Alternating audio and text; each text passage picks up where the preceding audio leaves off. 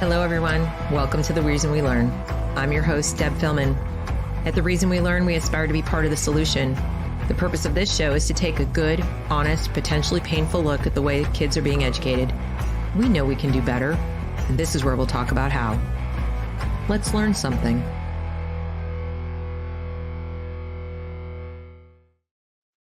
Hello, everyone.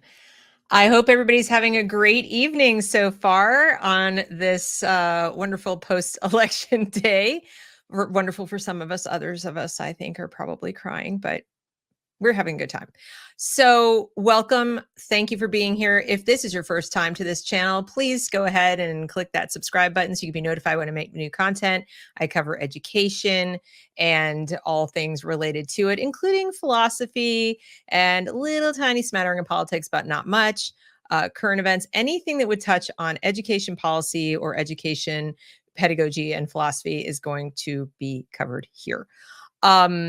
Each of the shows that I do here with a guest is aimed at talking to someone who is trying to improve liberty. I mean, I say improve liberty, but give us more of it. How about that? Restore it to our lives, and especially in education, but in general, increasingly, I want to make sure that we talk about liberty, because what good is education if it's not helping us preserve and protect it?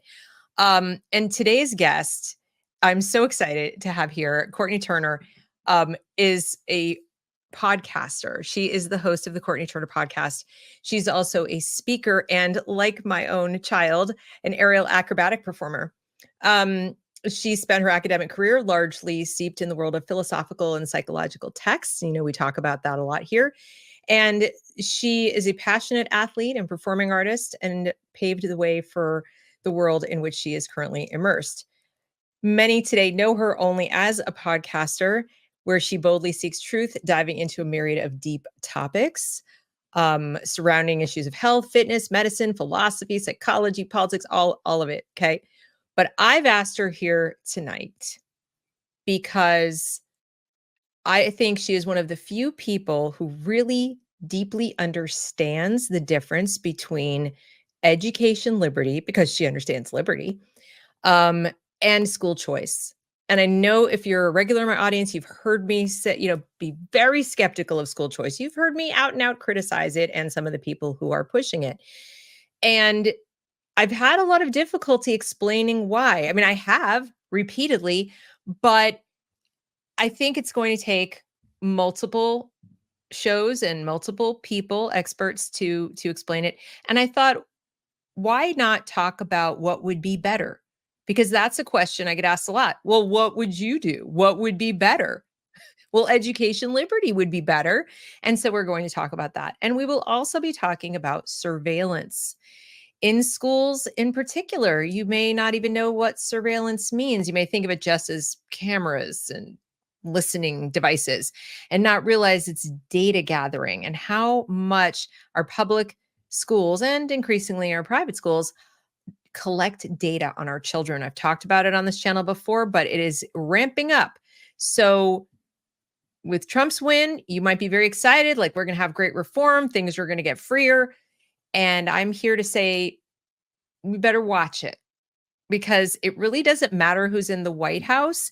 If they don't understand what we're about to talk about, they could accidentally lead us right into more state control over our lives, our families, our children. So I'm going to stop yapping. What I would ask, please, though, is for you to consider supporting the channel. I have a lot of different ways you can do that. Down below, there is a link to donate to the PayPal. You can become a member of the channel.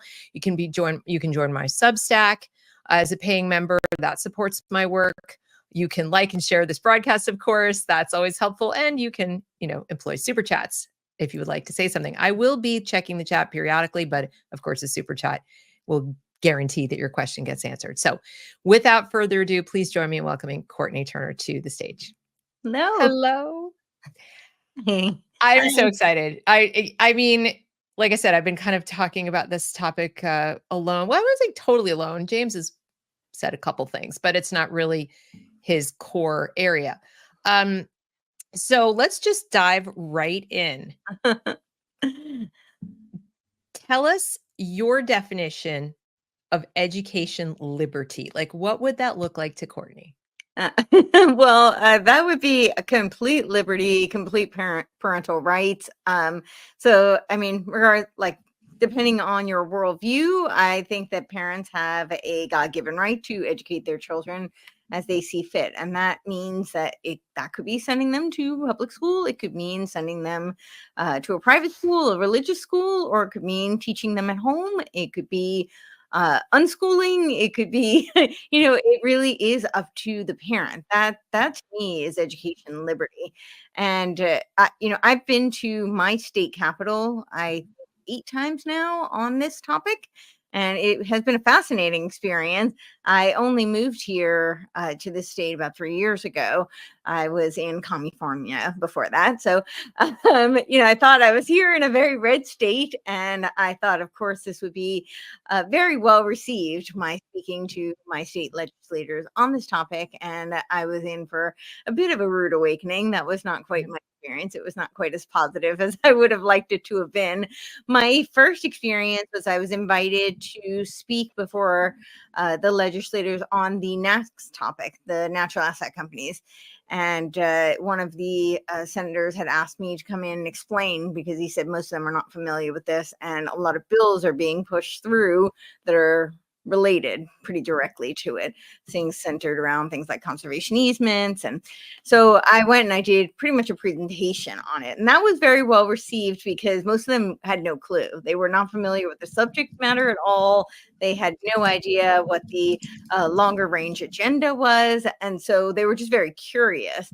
When I went to speak on school choice, what I was told repeatedly was that they're the Republicans, so they're the good guys, so they don't understand why I am arguing with them, or Right. why I'm even, being contrarian in any regard at all. And then I told them that I really didn't care if they had an R or a D in front of their name. And in fact, I almost thought we'd be better off if we had a Democrat governor, because then they'd have something to push back against. I found that most of my allies in this arena were actually Democrats for different reasons. They were against school choice for very different reasons than I was, but they were much more aligned with me being against it. The enemy is my friend in this case. So and they ended up saying that I was not allowed back because I used big words that they didn't understand. They didn't appreciate that, which I also found just kind of very ironic, because we're speaking about education, right?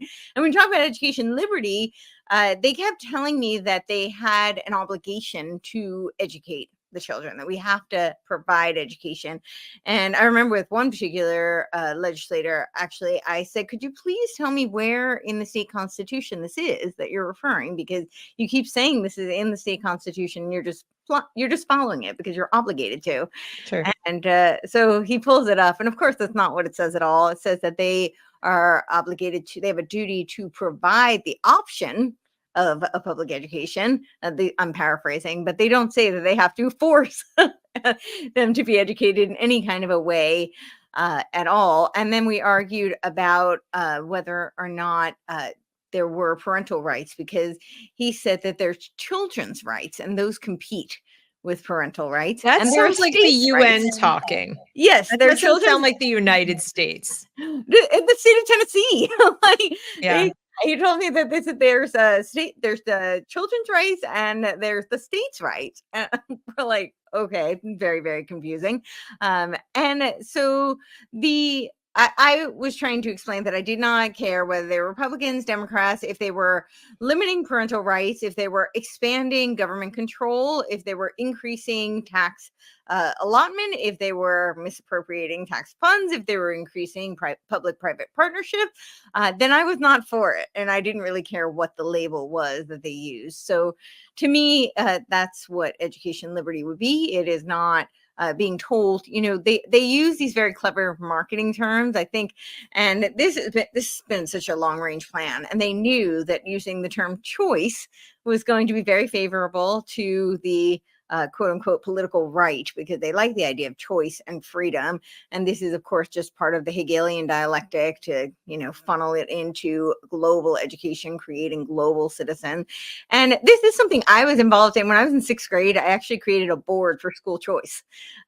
Because I I grew up in a small town that was adjacent to a bigger town, and there was no high school in the town where I grew up.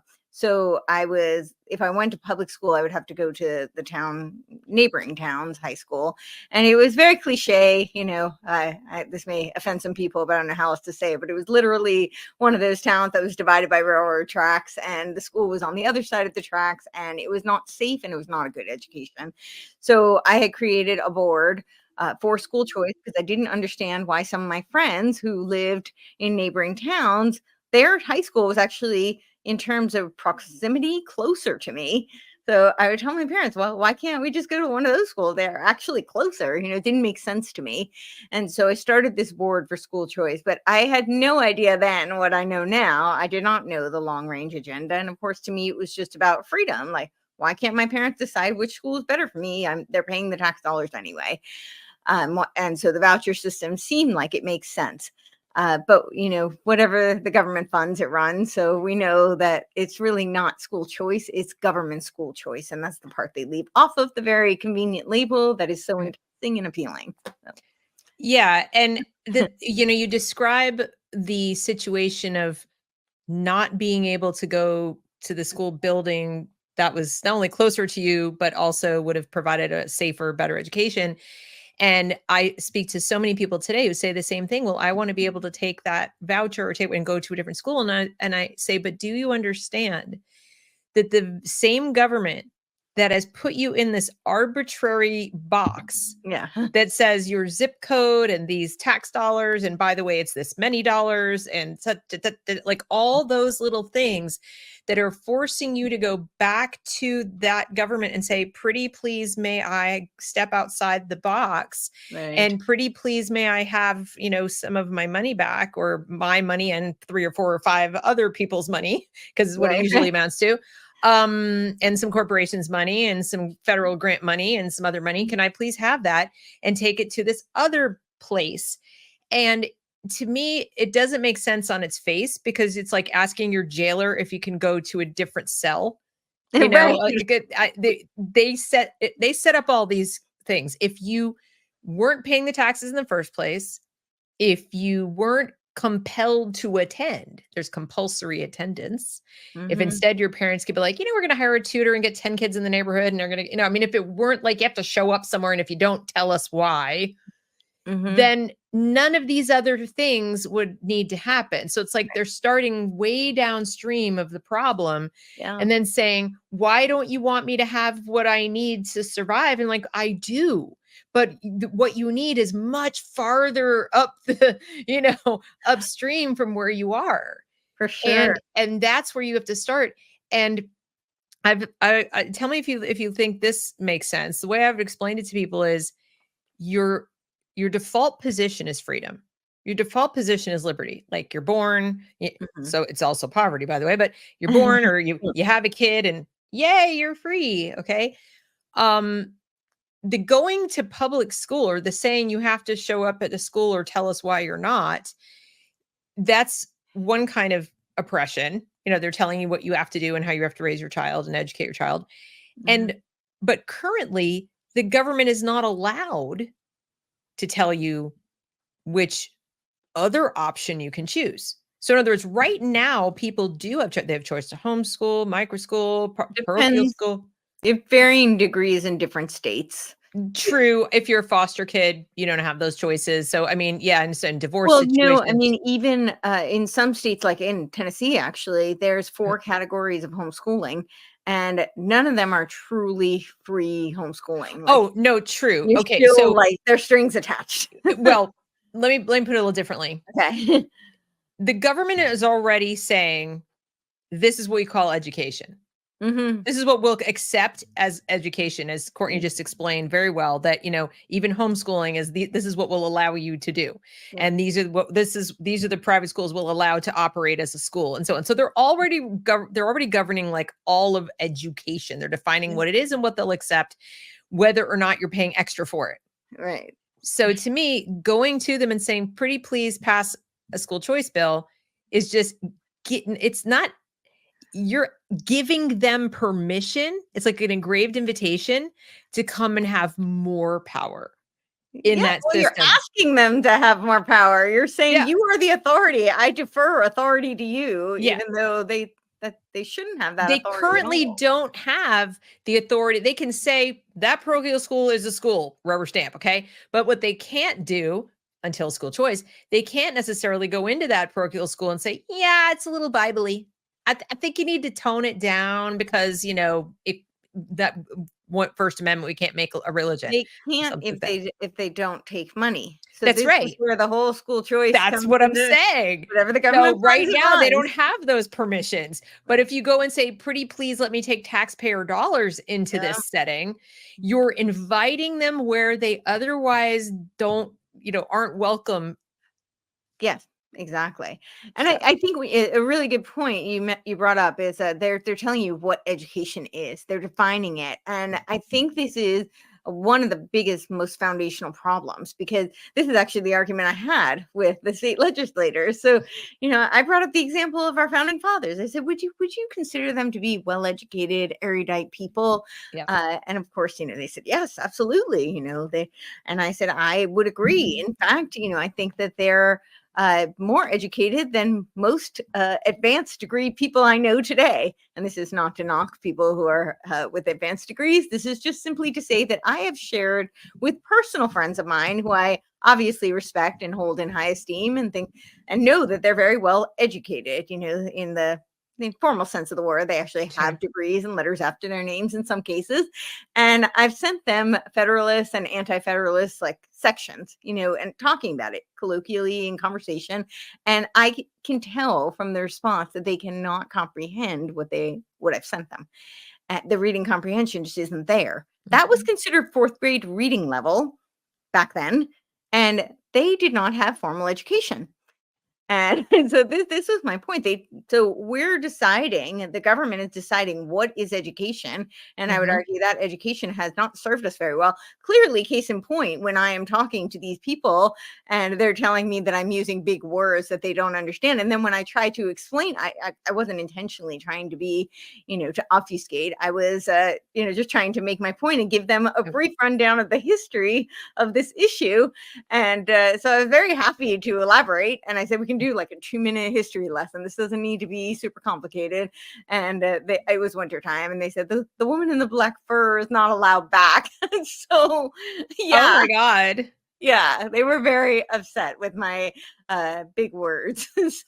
Well, it's so funny to me because back when they first came up with the idea of compulsory schooling, parents fought back. They fought back hard. Yeah. They thought, first of all, they didn't want their children to be gone from their home Right. all day. I mean, for a host of reasons. Dramatic. And then on top of that, once they kept increasing the length of the day, then it made it even worse. And what we take for granted now is we build our adult lives around a schedule created by the state. So if you have children, you're building like everything from where you live to the job you have to what kind of car you drive. All these choices are defined by, the school. Yeah. You're organizing your whole life when you go on vacation, all of the things based on that. People choose where they live based on the so-called good school in the area. So the government is not just deciding what education is, it's deciding how you're going to parent. It's really no less than that because probably 85 to 90% of your parenting in terms of the waking hours of your children, in terms of the years below 18, will be getting them an education, however it's done.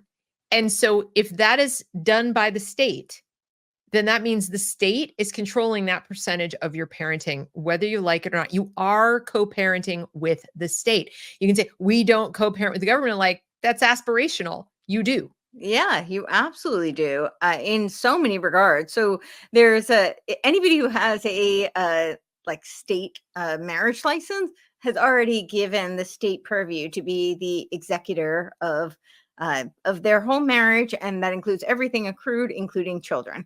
And there, it's from the Latin. It's called parens patrice. So there's you don't actually even need a state license, but people have believed that they do, and so that's what people do. So, I mean, just right there, you've already decided the state is the executor. That's why the state can come in at any time and determine whether or not you are a fit parent. But in terms of, you've just pointed out, it's not just the co-parenting in terms of education, but it determines your entire structure of your day and how you live your life. So it expands into so many other facets of your life. It's not just the education. And this comes out of this whole idea of compulsory education, comes out of the Prussian model of education, which was designed to breed obedience and compliance, right? This was when the Battle of Jena, which was during the Napoleonic Wars in 1807, they lost the battle. They decided they lost the battle because the soldiers rebelled. And why did they rebel? Because they were critical thinkers. Well, we can't have that anymore. And so they created this 3-tier Prussian model for education. And this is, really where we get from the right Hegelians, although I kind of don't like using the left-right term, because the only thing people really need to know about Hegelian is that they worship the state. The state equals God. It is statism. That is the ultimate goal. It is just, different wings to get you to the same path. I typically think of the Hegelian spiral as being a Gnostic Jacob's ladder. The Alfhaven is what takes you up the rungs of the ladder. But it was the right Hegelians who brought in this notion to breed compliance. This is why we have the bell that rings. Essentially it's a programming, conditioning. It's a stimulus response patterning. This is why it's structured throughout the day. So it's not teaching the children to be critical thinkers, to be creative. There's actually a really interesting study that was done by George Lands, and it was for NASA, and they were trying to recruit creative geniuses.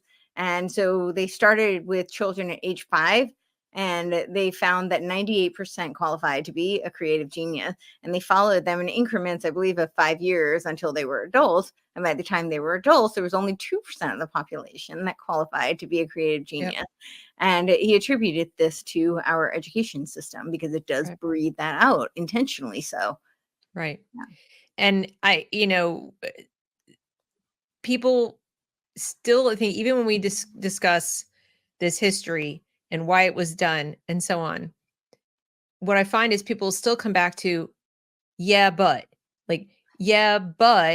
we need a literate population so they can vote, or but we need people to know things about how will we function. So whether it's bringing up the founders and how they were home educated, they'll retort with, but they were rich and most farmers couldn't read. I'm like, well, that's actually not true, but I'm not going to sit here and debate with you how literate the average farmer was in colonial America. Very, by the way, but compared to today, but that's beside the point. Mm-hmm. The point is the principle of it. The principle of it is you're a parent, they're your children. If you genuinely believe the parents don't want their children to get an education, they're just not going to do it unless somebody comes and orders them to do it, then I have to ask you, why don't we have a department of feeding? Why don't we have a department that feeds your children too? That the instant you have a baby, they come into if you have them at home or the hospital, whatever, we heard you had a baby. We're now going to take a tax to sign you up for compulsory feedings. And you need to tell us how you're going to feed your child differently than this formula that we've come up with. That is by the experts at our university. It's the best nutritional formula. I mean, food is arguably more necessary to life than education. So why don't we have that? And of course, you say that and they're like, well, that's insane. I'm like, well, once upon a time, parents thought it was equally insane to have the state. Remember, we fought a revolution to get rid of a king. Yeah. To have the government come in and say what your children need to learn. Yeah, of course. They were like, and we've gotten to a point where even your most ardent, American flag waving, I'm all American freedom, whatever. Well, how do you feel about public school? Our public schools are an important institution. We got to protect them and we just got to make them better. I'm like, What is better? What's a better version of the state locking your kid up for 8 hours a day? Like, explain. Yeah, please explain that to me. That's just brutal. It's the one I picked, Courtney. It's the building I picked. That's ah better now. The one the okay. government said, you can pick any one of these buildings now, and you can Right. take this little voucher that we gave you in the amount that we decided you should have to go to the school we decided is okay to be a school. And here you go. You can go to the other building. I'm free. This is what I'm hearing. People believe that. Which is really absurd because it's not just the education that's attached to it. Although the education, arguably is dismal. I would say that, I think it's pretty quantifiable that children today are less educated than children in previous generations who were not educated by, formal education standards, who might have just been homeschooled or autodidactic even. But it's not just the education. The education is horrendous. They're being indoctrinated. They're being brainwashed. In many cases, they're being taught things that are not factual. They're being taught to recite things rather than learn things. They're stripped of the foundational building blocks. I mean, we had phonics, like you could actually piece things together and you had tools in order to be able to put the puzzle together. Now I don't even know what they're doing, but it's some like variation of look-see method that Cattell came up with, who was a student of Wilhelm Wundt, who believed that we didn't have a soul and, we were just wonderful. yeah, we're just stimulus response beings, and he created the first PhD. But his whole trajectory is really how we got to where we are today. But it's not just the education, right? So they're locked up for 8 hours a day and they're being fed garbage food that's mostly chemicals, right? That has all sorts of, we wonder why there's such a surge of things like ADHD. Well, maybe it's because they're sitting in a chair for hours on end. Now they're not even just watching a chalkboard and a teacher, the parrot things that they are unfamiliar to them while they're forced to sit in one place. Now they're staring at screens, which even as an adult, that's really hard to do for long periods of time. We know that it has a impact on our neurological development and it leads to decline in many cases. They're dependent. I remember even when I was growing up and they gave us the Texas Instrument calculators. And I remember being simultaneously so excited and also horrified. I knew that was the moment I was going to become mathematically retarded because I never had to do math again. I just punched it into a calculator. It's like as a kid, if you mentioned a phone number to me, I memorized it instantly. I heard it once, I knew your number. Now I don't even see the number. It goes right into a cell phone. And this is what they're doing. And through these types of tech learning, they're stripping children of the opportunity to even the chance to even develop those skills. So they're also, with the screen time, they're losing what, even though they call it social emotional learning, they're actually being robbed of the opportunity to develop any kinds of social skills. And so much of play is how people develop creativity, problem solving skills, social skills. They don't have much of that anymore because they're sitting in a desk. I mean, it's become incrementally more egregiously devastating and deleterious, But yeah, I think that in some cases it's traumatic. They're doing all these like trauma bonding type exercises. You're being, in many cases, bullied. That it's not just the education; it's all these things surrounding the education that are. I don't know why anybody wants this. Well, it seems they've turned it into a research discipline, education, and that was done intentionally, of course, too, to create a whole cadre of experts to then be unleashed on and to keep the system going. Like that would make it harder for the parents to fight back, because then they could say, well, parents, you're not trained. And we hear that recently, parents are not equipped to homeschool their children, they're not qualified. Well, they never would have said that, but during the time of our founders and even up till probably the 1850s, nobody would have said that. Nobody would have said parents are ill-equipped to raise their own children, which is what we're talking about. We're talking about raising your children, not educate. They made education a separate thing from parenting. And that it never was. And some people say, well, go back to ancient Greece and you had, people had teachers where, okay, first of all, the people who went to someplace like a lyceum or whatever, and they would go and they learn. These were, they paid to go there. Yeah. It wasn't full time. Mhm. There a whole host. They had a lot of leisure. Even Yep. the word leisure comes from, some Roman words that also mean, like whatever. Learning comes Yeah. from the same root word. So it's not the same as what we think of as school. So that's not comparable. In this country, the United States of America, if you had told parents you're not equipped, it wouldn't have gone over. So they had to invent education. And then now they've got to keep making new science around education to justify the existence of these experts, and keep getting a whole new slew of them in there to sell it. And they're telling you that we can scientifically analyze how to make a good person. Yeah. Oh, P.S. We can scientifically analyze what a good person is and quantify that and like write it down. A good person is this. And of course, the definition of good person, and you know this better even than I do at this point, is this globalist, one world government, one religion where each of us is God. This whole idea, Pantheistic. Yeah. exactly. So the definition of good person is even different from when we were growing up. And then they're saying there'll be these activities and lessons where your child will, social emotional learning is really social engineering to become this new kind of global citizen, this new kind of person.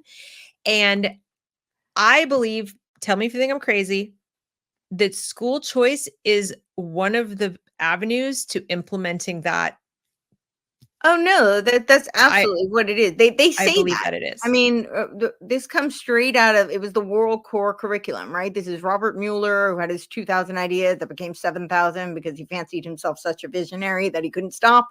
But his idea of education comes straight out of Alice Bailey, right? The externalization of the hierarchy. In the externalization of the hierarchy, she lays out a 9-step plan towards the New World Order. I mean, it's very explicit. And this is on the Lucius Trust website. You can, you don't even need to Based get at the the book. UN, folks. Yeah, Based it's at the the UN. UN. It is the UN. So it was in 1922, Alice Bailey, who was a disciple of Madame Blavatsky, who was one of the co-founders of Theosophical Society that was formed in 1875 with people like Quan Judge and Henry Alcott. And she was a disciple. So interestingly enough, the Masons are typically only for men. It's a fraternity, a brotherhood. However, to my knowledge, I only know of three co-Freemasons, and that was they were all Theosophists. It was Madame Blavatsky, Annie Besant, and Alice Bailey.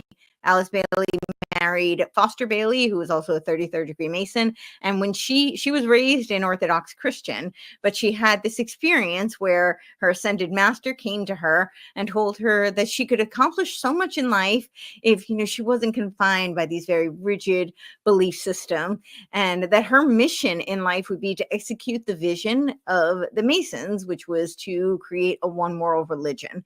And it certainly looks that way when you look at 1922. She created Lucifer Publishing, and that didn't go over so well. It was a little too on the nose, so they changed that to Lucius Trust. And Lucius Trust is a consultancy. It's the spiritual underbelly for the UN. Of course, the UN was created later, in 1945.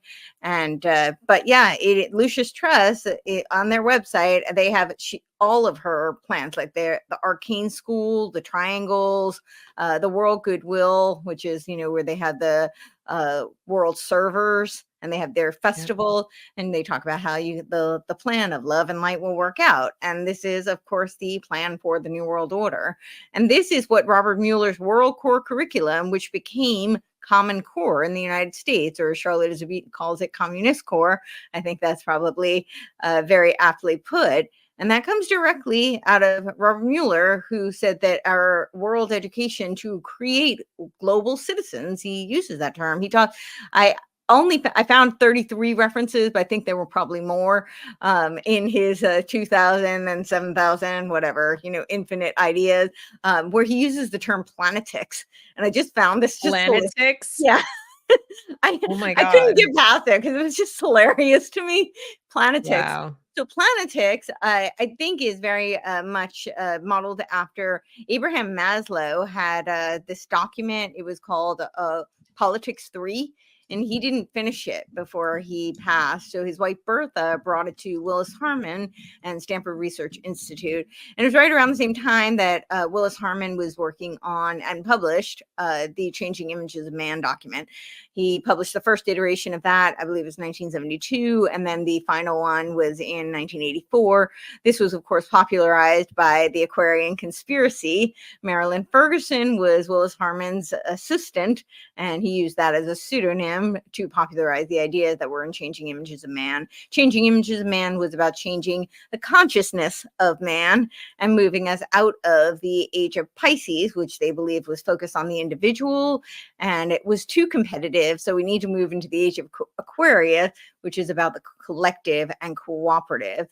And this is scary. I mean, like, sorry, because, and this I think is why people shut us off, okay. because they hear this stuff and they're like, but you're talking about 3 or 4 people, and to my knowledge, none of them had children. Am I correct about that? None of them had children. No, Abraham Maslow definitely had. Maslow had children. Okay, but Blavatsky and actually, wait, maybe he had nephews, and you might be right. He might not have children. I'm pretty sure Bailey and Blavatsky. They did not have children. They did. Okay, so but I think it's worth noting. No, I actually hadn't thought that's very worth. Noting. Like because Barbara Marx Hubbard did have children. I think she had like 5 or 6 of them. Oh, she said it wasn't very fulfilling to her, so she needed a bigger. Yeah, and that's why meeting Maslow was so inspiring for her, because she discovered the Euphsychian network, and she realized that was better than sex, and this was where you could create this supra sex, which she says is not sexual at all, but it's just this awakening experience where you connect with all these other self-actualized, evolved, spiritually evolved people, consciously evolved, who are part of the elite network, who can then govern you. Okay. Yes. And well, she doesn't use the word govern, but they're people who can focus on things like politics and religion, is what the Euphsychian network is.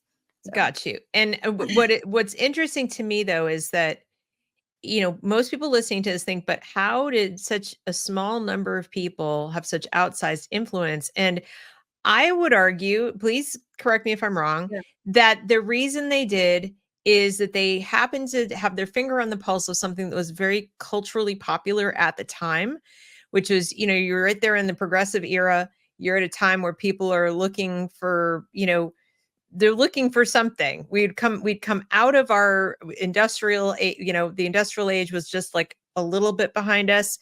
And we, science was big. People were looking at expertise and all of this kind of stuff. And I think people got really enamored of the idea that that human beings could dramatically change the world because of science, and not to dog on science, but I'm just saying, you come out of an industrial revolution and you look at what you've built and you look at all these things, and for some people, and I think it was people who actually didn't themselves create anything. So in other words, like, look at all this amazing creation, lots of wealth being produced, lots of, the country grew. The West in general grew, prosperity grew, all these things were growing. And then you have people who probably felt they were in some way psychologically entitled to be important also, but they didn't actually build anything or do anything. So what else can we fix? What else can we build? What else can we do with our wonderful human abilities to make things better? And I think these ideas come along, somebody comes along with, we could perfect humanity. We could make no more war. We can make ourselves be like gods. And I think it was very appealing. And then the other thing about it is it's really easy to water it down, to package it into something palatable. We're going to have no more war. Like I said, we're going to have no more war where all the nations are going to work together. That sounds appealing, especially on the heels of World War I. They tell you that we have to have war in order to have peace. So, it makes perfect sense. That's if you read their actual stuff. I'm talking about. No, that's what all the marketing. It's always we're going to. So we have to have war so we can have peace. Yes, I mean. Wow! For every major war we've had, that's been kind of the tagline. You have to have war so we can have peace. With the wars. They pick an enemy. They pick an enemy. I got you. Okay, yeah. I'm thinking more in terms of the justification for just having the UN. Oh, yeah. So when you asked, how does a small group, like how does Robert Mueller, Alice Bailey, or Maslow, how do these people have so much power? So in terms of the ideas at the time, I I don't know. I think that the ideas are appealing to certain people at certain times, but this is going to sound a little cynical, but I think unless you're talking about very localized regions, it's very rare that culture is organic. My history of studying the history of social engineering has kind of led me to believe otherwise. So really, like, you talk about the perfectibility of man, right? This was literally the Illuminati's mission. It was called the Order of the Perfectibilis. I mean, that's what it was called. They believed that man could be perfected, but of course, not everybody spiritually evolved. They were the people to teach you how to perfect man. And it's the same rhetoric every time. So it is this means of socially engineering, but of course there are these people who believe that they are the ones who are enlightened enough. They have the gnosis to be able to guide us, and the others just might not make it. But they think that that's going to be better for the greater good ultimately. But when you talk about these people, these aren't just like fringe people. Robert Mueller worked for the UN as the Assistant Secretary General for almost 40 years, right? Alice Bailey was very tied into the Theosophical Society, high-level Masons, probably British intelligence. This wasn't a kind of fringe kind of person. You're talking about Abraham Maslow. He was also plugged into all of these, like Esalen Institute, the Stanford Research Institute, right, is now publishing his work. They were using it, and he himself didn't necessarily subscribe to everything that they used his work for. I think it was just such a great conduit for people who want collectivism and want to create a global kind of power structure, is very useful to them. So he was very, the story goes, I don't know if it's, I haven't spoken to him, but the story goes that he was he and his wife were driving, they were looking for like a hotel to stop at, and they were in Big Sur, and they ended up stopping at Esalen, and they were at the front desk, and the lady sees him when he signs his name and says, "Are you Abraham Maslow?" And they're, but the owner is like obsessed with your books, and I have to introduce you. And that's how he met Michael Murphy. And apparently Michael Murphy became like a surrogate son to him. And he says, though, that he did several workshops at Esalen and taught many classes, and he wasn't really impressed with them at all. He said they weren't very academic. It was kind of just this orgiastic drug den.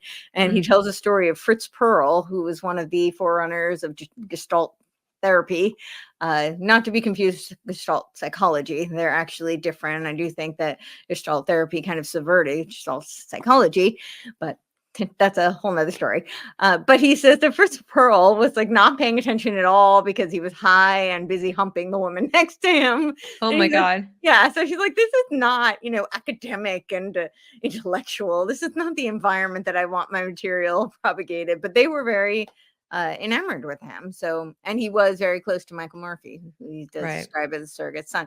So, I mean, they took this, they published this Politics 3, and they, in that, he talks about holistic politics, which is this kind of planetary politics. So that's why I said I think that Robert Mueller was kind of taking that concept. But so now people will hear this, I think, and still say, okay, I get it now. I get how, because they were well connected and they had, as you there's a point lot out, of money behind them. a lot of money behind it, like how we have now and so on. Yes. So I get how it could get, into universities. I get how it could get published. I get how a lot of people will be talking. And NGOs.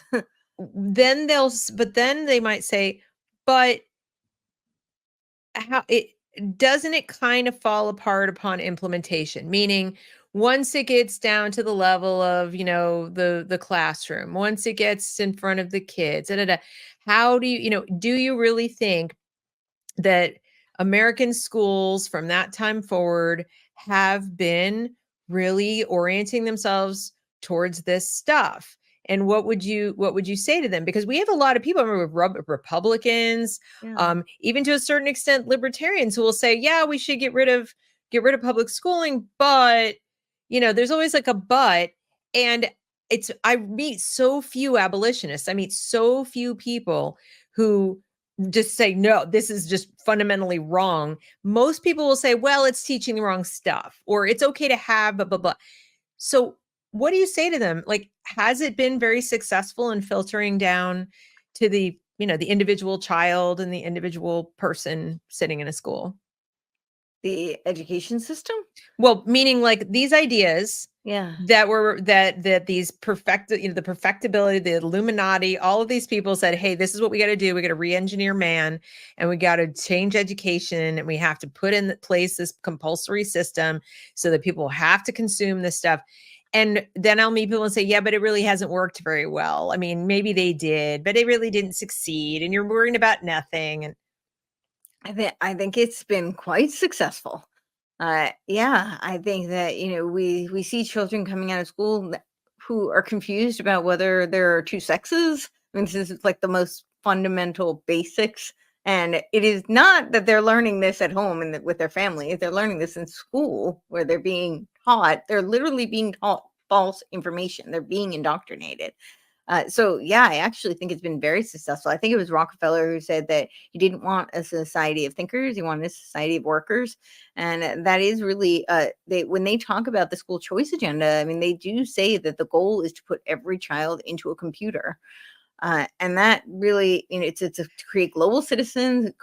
I'll read you. This is just the first page of Charlotte Iserbyt's "Deliberate Dumbing Down of America." So this is a pretty big book. There is an abridged version. This one is a very long version. I highly recommend if you can getting that though. So she talks about how the definition of education in 1927 was the drawing out of a person's innate talents and abilities by imparting the knowledge of languages, scientific reasoning, history, literature, rhetoric, etc. The channels through which these abilities would flourish and serve. So that sounds very much like when you were talking about Lyceum or the Trivium, right? In ancient Greece, the idea of giving people very, foundational tools that would be the building blocks for critical thinking, problem solving, creative exploration. So then it's like less than a decade later, in 1934, this is the definition that had come about. Learning is the result of modifiability in the paths of neural conduction, explanation of even such forms of learning as an abstraction and generalization demand the neuron's only growth. Excitability, conductivity, and modifiability. The so you're a mind, machine, yes, basically.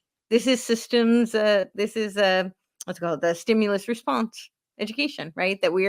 And they're basically just reducing us to a bunch of neurons that are firing, and yeah, and they go on, but basically that's what they describe it as. And I think this is really all part of their, not just creating global citizens, but again, I guess this might sound crazy to some people, but the transhuman agenda.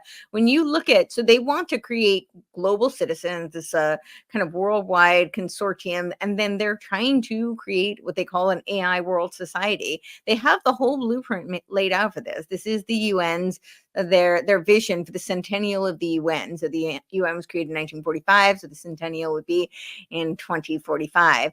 And they do, as you mentioned, they subscribe to this pantheistic religion. It's very theosophical. When you look at the blueprint for the AI world society, they have an ascended master that they've channeled. This is right on the website. I'm not making this stuff up. I know it sounds kooky, but it's right on their website, very public information. And they say that this channel from the future is there to tell everybody we're so grateful to have them. And it's a pretty long letter about why we need the AI world society and why we're so lucky to have it. And so this is the ascended master that has come down from the future to tell us all about it. But in this AI world society, it's like the metaverse on steroids. It's Ray Kurzweil's singularity, right? He says the singularity is nearer now. That's his new book. When does he expect the singularity to come to fruition? 2045. Yeah. And interestingly enough, I've been doing all this research on Game B, and Jim Rutt, who is one of the creators of Game B, he laid out this whole kind of roadmap for Game B in 2018, I believe, 2019, sorry. And it was 2019, and he lays this all out. And when does he say that the fruition of Game B will be? 2045. I don't think that's a coincidence.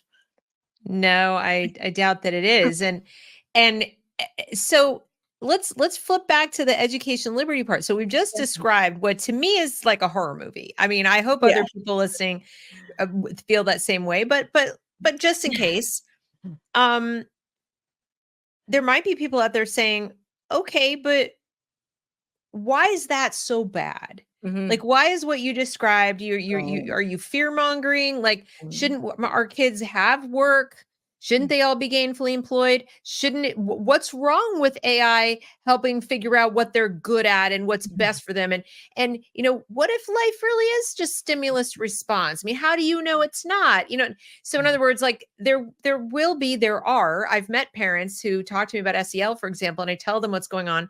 And they still, even after I've explained it, they'll still say, I don't understand what's so wrong with that. Maybe human beings should be re-engineered. Maybe we would have less war. Maybe we would be kinder to each other. Maybe we would be more compassionate. Maybe all those things. And I, of course, am sitting there like, your child is not livestock, and nor is it like a tool to be used by Mhm. mysterious people you don't know sitting in an office in Davos or who knows where, deciding how many people get to live to be 70 and how many people get to live to be only 60 and how many people, I'm sorry, you don't have sufficient skills, eat this cookie. I mean, this is the end goal of Yeah. deciding that anyone other than you individually get to steer your own life. And I'm just wondering, what would you say to that person? That parent sits there and says to you, like, I've read through the SEL materials. I find it compelling. I think it's a good idea. And I think your freedom thing that you're describing, your individual liberty, and everything is up in the air and unstructured and whatever. I think that's why things have been a mess. I think we can't have that. Well, I would say I think their end goal is the complete eradication of free will. And to me, that's kind of the cornerstone of what it means to be human. And if you argue with that, I probably have no place to go with you. Right. That's an impasse, because that, to me, that is what humanity is. We are endowed with free will. It's part of what I think makes the United States very unique, is because our founding document, the Declaration of Independence, stipulates that we were endowed by our Creator with free will. And we have the right to pursue life, liberty, and the pursuit of happiness. And that there is no other document in the entire world that codifies that in a founding document. And that is what the Bill of Rights are predicated upon. So this is not to undermine people in other parts of the world, or, there are beautiful places, people doing wonderful, incredible things all over the entire world, but there is no place else that has a founding document that stipulates something like that. And to me, when they say they want humanity 2.0, that's what they're saying they mean.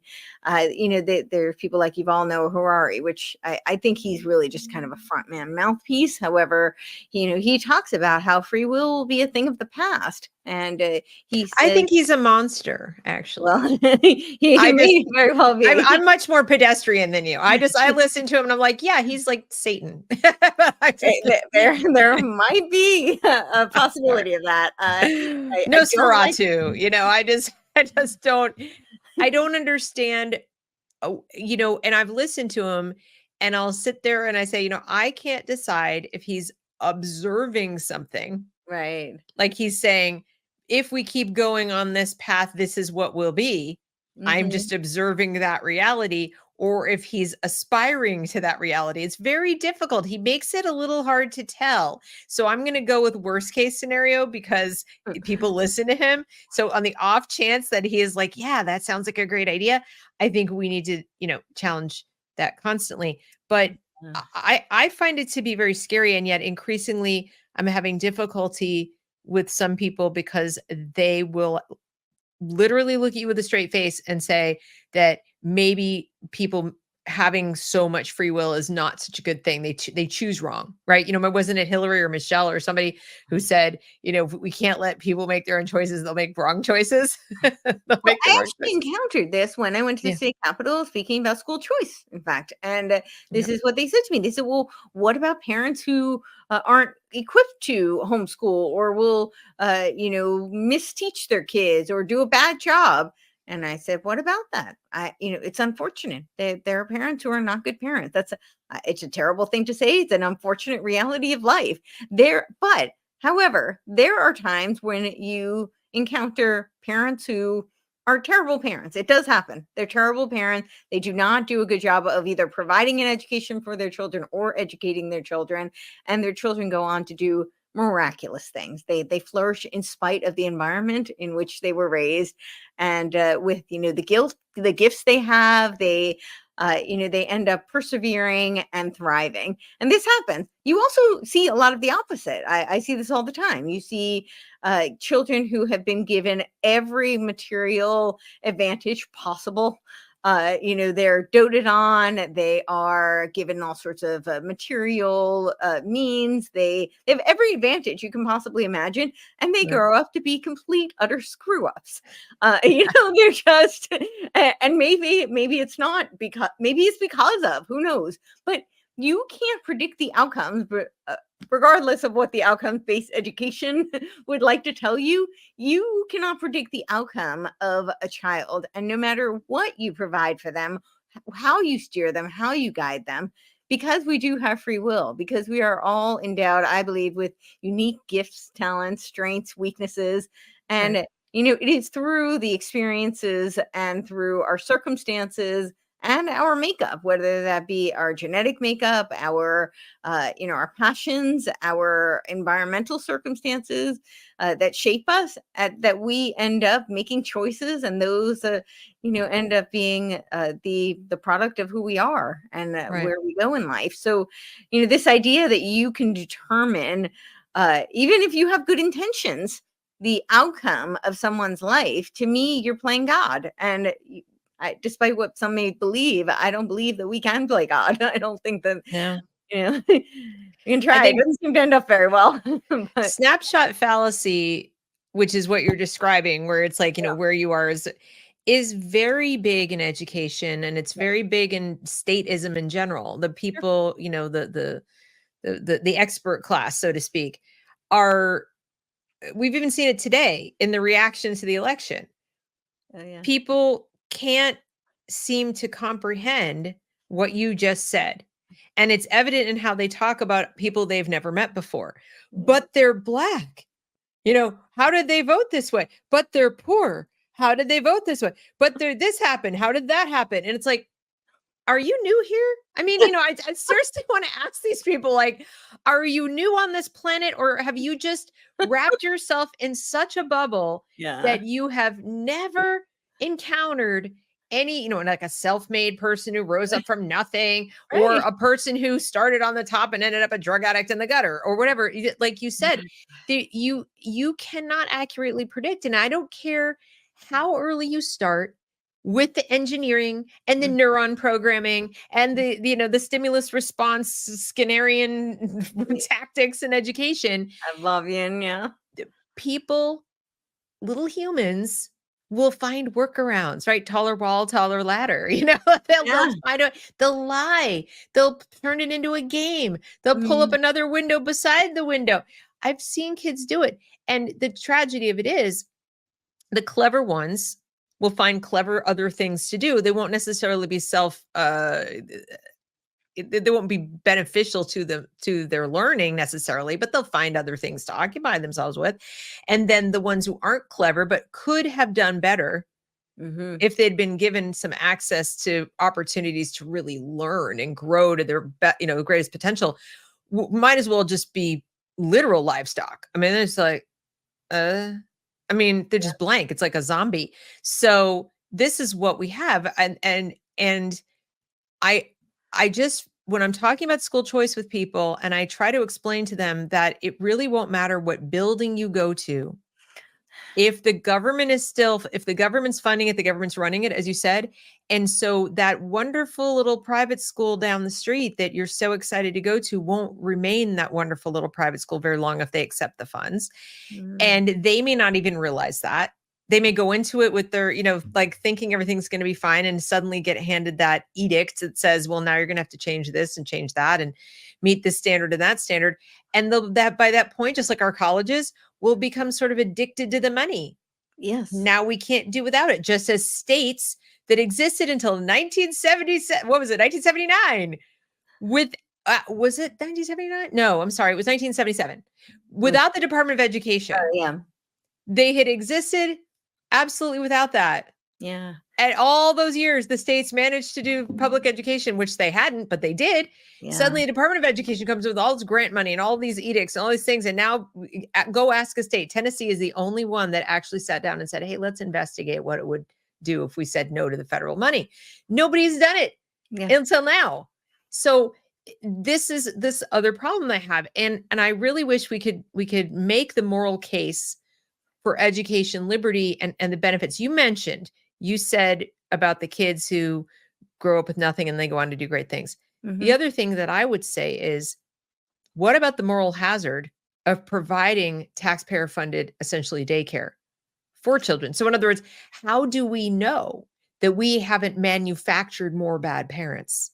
That's the other premise that nobody questions. They'll say, what about bad parents, or what about negligent parents, or they won't know what to do? And like, what if the school system has created more of them?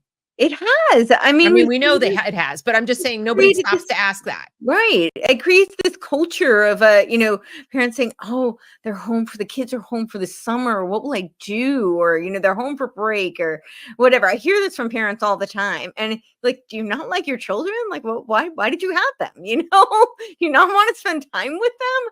I mean, homeschooling is this wonderful opportunity for you to discover who your children are, what their strengths are, what their gifts are, and learn from them. Learn what you missed when you were in school because you didn't get a real education, or maybe you did, and there are things you wanted to dive deeper into, and you have this opportunity to explore with your children. I mean, to me, that would be such an incredible experience, and you're robbed of that. And yes, I think it creates this cultural phenomenon where people are now thinking they're supposed to have this separation from their kids, which is incredibly traumatic. There's a reason children and parents often cry first day of school when they're dropped off. And there's a direct link between the National Training Laboratory, Kurt Lewin's sensitivity training brainchild, and the National Education Association, right? This was the testing ground. So education was literally the testing ground for the sensitivity training. So you're now also dropping your kids off, not just to daycare, but to like literal brainwashing and trauma bonding camps. This is trauma-based mind control. That's what it is. It's literally brainwashing them. The National Training Laboratories admitted that in their journal. They said that it's brainwashing. And there was actually a CIA document as well in 1974 where they talk about how they would really like to, test the efficacy of sensitivity training. However, it's a little bit too reminiscent of, they didn't say Maoist, struggle sessions, but they did say Chinese brainwashing. And they said, so we will never know, and we can't do that to our military. But I mean, they admit that it's brainwashing, and this is what you send your kids off to do, to be brainwashed. Right. And that won't change because the government gives you a ticket to go to a different government approved building or a facility, or even to homeschool your kids, because as we've already seen with, I think it's Oklahoma, where they, whoever's the head of education there, the Department of Education, said they wanted to investigate how to make sure that homeschool families who take the money are delivering to their children a child-centered education. They're being homeschooled. Yeah. What else is it going to be but a child-centered? But their definition. So again, child-centered takes on whatever the government says it means, and they'll investigate that. And I can guarantee they'll find it wanting, and they'll come up with a definition, and they'll tell you the curriculum that you need to use in order to deliver that child-centered education. And if you don't want to, then you either can't take the money or you have to pay it back. And this is all assuming that we don't go the way of Sweden, and within 10 years, they just say, you know what, you don't need homeschooling because you have school choice. Right. You have the money to take it anywhere you want. So, and it's not just the education itself, right? When you have these strings attached, now they can dictate, because they're creating public-private partnerships as a result of it. So now they can dictate things like, oh, well, you have to wear a uniform. So and you have to buy from these vendors. You need transportation for your child. You can only use these various, drivers or buses or whatever it may be. You need mental health counselors. So now the mental health counselors can come in and decide, oh, your child has an X label that follows them for the rest of their life. And then when they try to go purchase something like firearm, oh, they have this label and they're not able to. That's very convenient. What about a parent who has a child, or they just are opposed to certain experimental drugs or injections, right? Now suddenly they don't have the choice to determine Nope. what is best for their child's health, because they Nope. have to comply with whatever the vendor of this public-private partnership that has been established by you taking money with the school choice voucher. And Ex- that's ex- including homeschooling. That's right. And that brings us to that surveillance topic that I brought up, because you've just described, well, at least to an extent, when you said public-private partnership, Yes. whether it's an SEL company with questionnaires, they're like sentiment questionnaires and MTSS, or traumatic experience questionnaires, or all the things that they're surveying our kids with constantly. There'll be a private company that owns the software or the program or the lesson plans and the training and all that.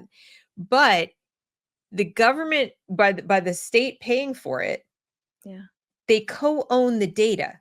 Yeah. So the state gets the data, and Yep. so does the private corporation. And the data right now is like gold. It's like oil. It's the Yes. oil Yeah. of the 21st century. Yep. And so they now have that data to do with whatever they want, because you handed off your privacy the second your kid walked into the school, Yep. regardless of what school it is, by the way.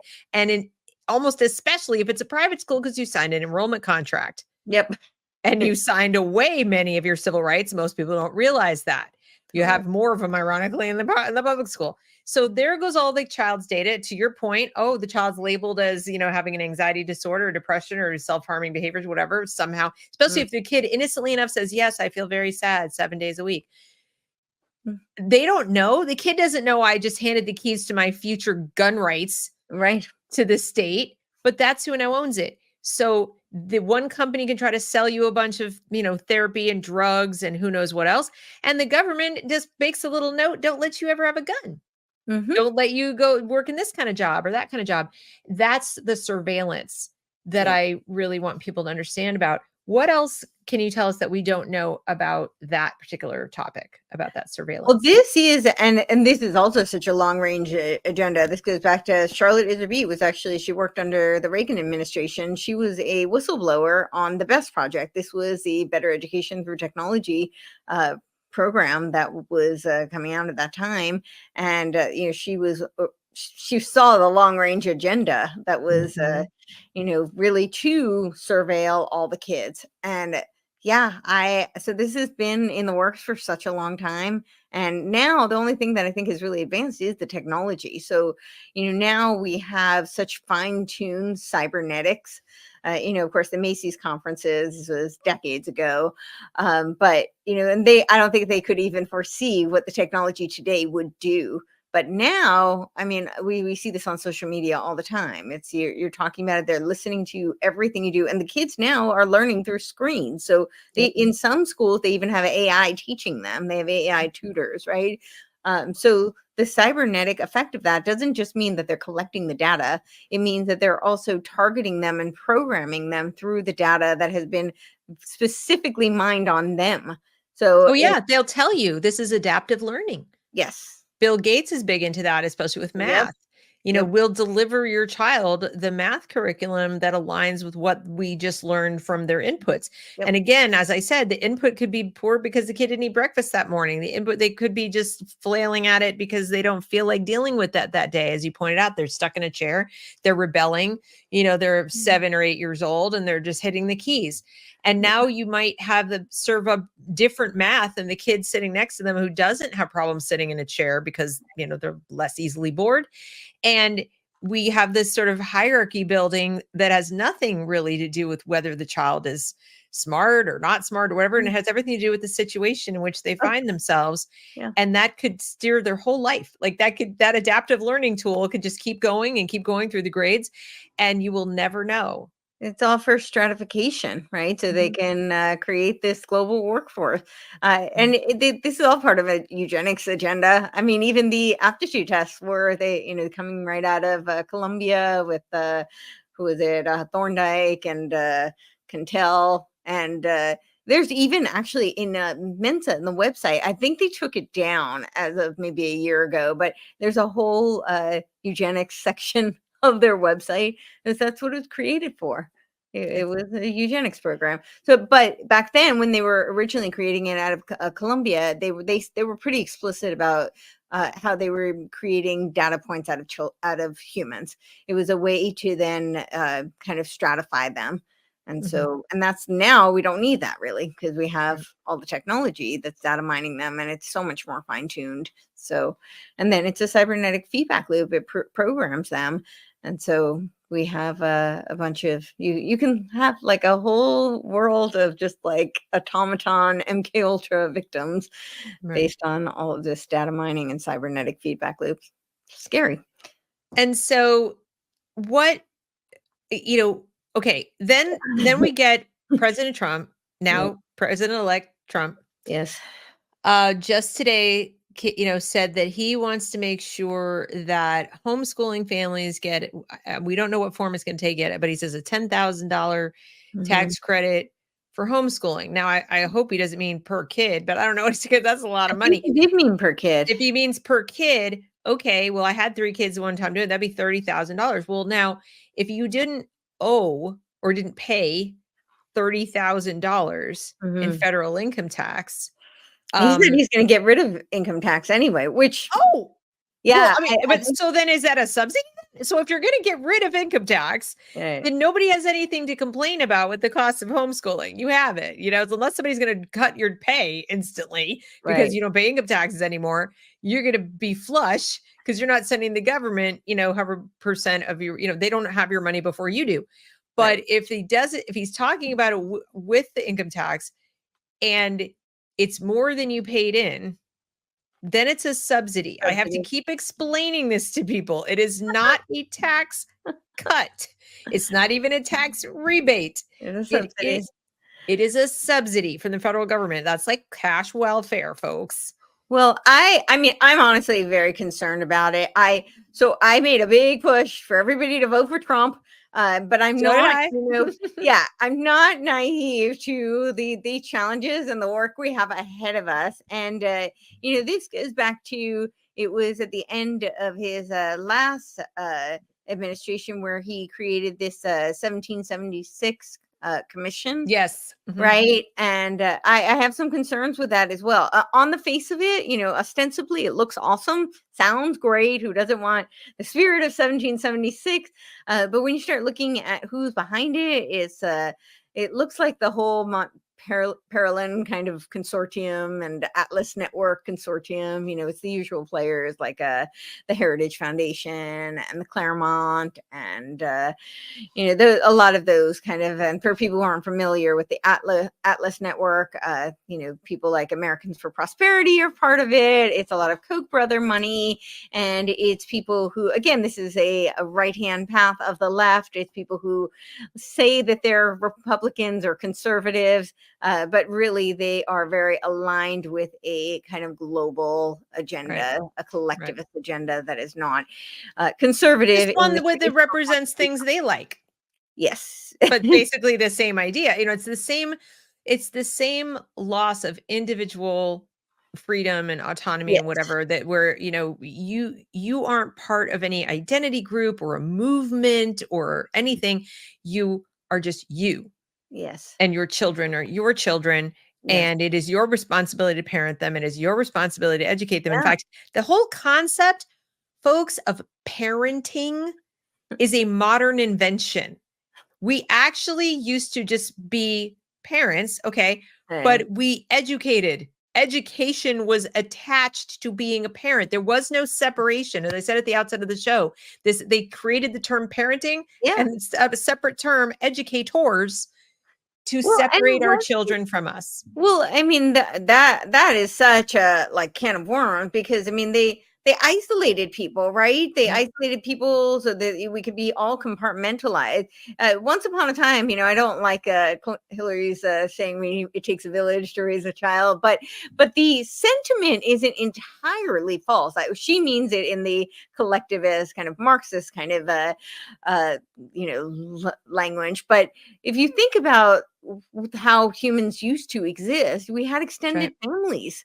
We Right? You had did. extended Mhm. families, you had communities. And so it was just a byproduct of being human that you procreated, and then your children were an extension of the life that you were living. And this is why there were like family businesses. It's not because we just wanted to create these little, kind of isolated businesses of where the family had control over it. It's because people traditionally, it was very expensive to live, and a lot of people didn't have the means to hire somebody else.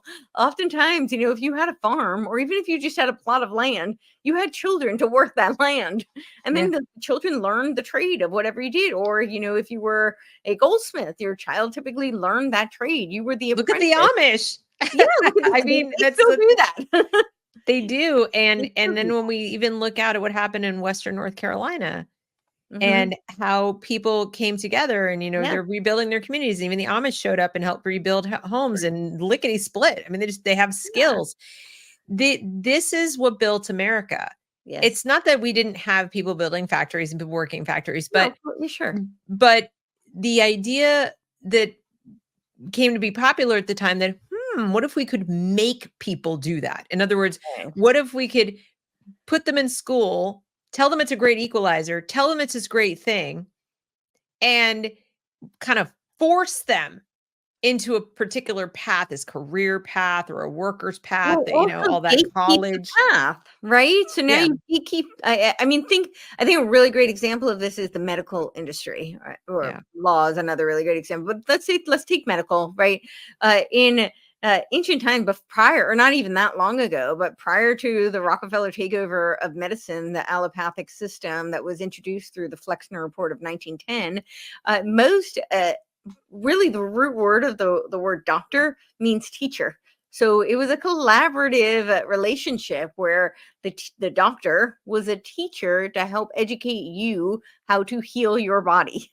And now with the school system, because this is what happened with the allopathic system, he defunded anything that did not have a pharmaceutical component. And this was because he had the monopoly on petroleum. And so, of course, petropharmaceuticals became very lucrative for him. And so he wanted to defund any schooling that did not have the pharmaceutical component. And of course, to eradicate any kind of licensure that was naturopathic or holistic or homeopathic. Some of And the there more, went thousands of years of wisdom about yeah, how to heal yourself without poisoning yourself at the same exactly. time. Yeah, exactly. So Yeah, yeah, it's pharmacy comes from pharmakia, which means sorcery. So yeah. pretty much. Yeah. Yeah. And I just I guess in the end, the thing I want people to take away from this conversation is that there is a difference between education liberty, which is really just an extension of liberty. Like, Yeah. it's just one of It's those just things. liberty. Yeah. That's all it is. And the only reason we would even call something education liberty is we're sort of forced into it by the fact that the government created something called education. Yeah, they, exactly. they created this institution, this whole system that is separate and apart from the family and separate from parenting. Again, I still will argue that system had an impact on parents, their Yeah. expectations of their responsibilities, their expectations of their own children, what the shape of family became after that. The Mhm. fact that we now have these, two income families, we feel like everybody has to work, everybody has to do it. It's not that women didn't used to work. As you point out in family businesses, if you're on a farm, everybody's working. Mom's not Yeah. sitting there filing her nails. Okay. They're working. I mean, once upon a time, women would like work the field, give birth, go back out. I mean, it's not. Women have always worked. It's not this like newfangled modern thing. There was like a brief period in the 20s, maybe, where upper middle class people like, oh, we have a vacuum cleaner. I don't have to like, but we're talking about the tiny sliver of humanity. Most women have always worked while raising children, but they could do it when the kids are there, kind of underfoot. And this notion that a child is this helpless, hapless creature until they're 18. That they have to be completely supervised at all moments in time by other adults while you go off to an office or you go somewhere else is just it again, that's the modern issue. That's the modern thing. Children were not thought of that way and feel like, oh, you want to go back to child labor? I'm like, did I say that? I didn't say that. But I'll tell you what, the child labor laws killed people. The child labor laws resulted in deaths of Yep. people from starvation and all kinds of things because their kids needed to work to eat. Yep. And, you know, for all the do-goodering that it did, there were plenty of kids and families that starved to death. So we never talk about that. We talk about government saves us. Government makes everything better. It's going to rescue us. We need school choice. It's going to save it. You know, the expression I've heard, tell me if you've heard this one. Why do you want to trap these children in their failing schools? Why do you hate these children? Why do you want to trap them in the failing schools? And I'm like, I didn't tell them they had to go to any school. That wasn't me. You know who that was? That was the government. Quiz question. Let's see how well you did in school. Right. Who said they had to go to school at all? Yeah. Never mind be trapped in one based on zip code. Yeah, that's the same guys that you're going to begging and pleading, please, sir, may I have some more? Please. Yep. Can I have some more gruel? That's what they're saying. It's like the play Oliver, right? That's exactly it. Like it's like, you know, like you're in a workhouse. It's just a really big one. Yeah. And so where do we go from here, Courtenay? Okay, so we've got, you know, Trump says that we've got to somehow get to him and educate him. Who's going to do that? You can do that? Okay.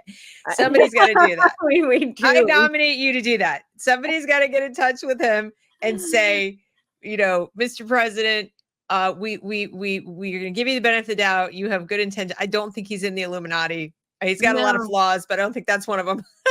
Yeah. That, you know, I think they'd like him better in the Hillary Clinton and John Podesta camp and all that if he was.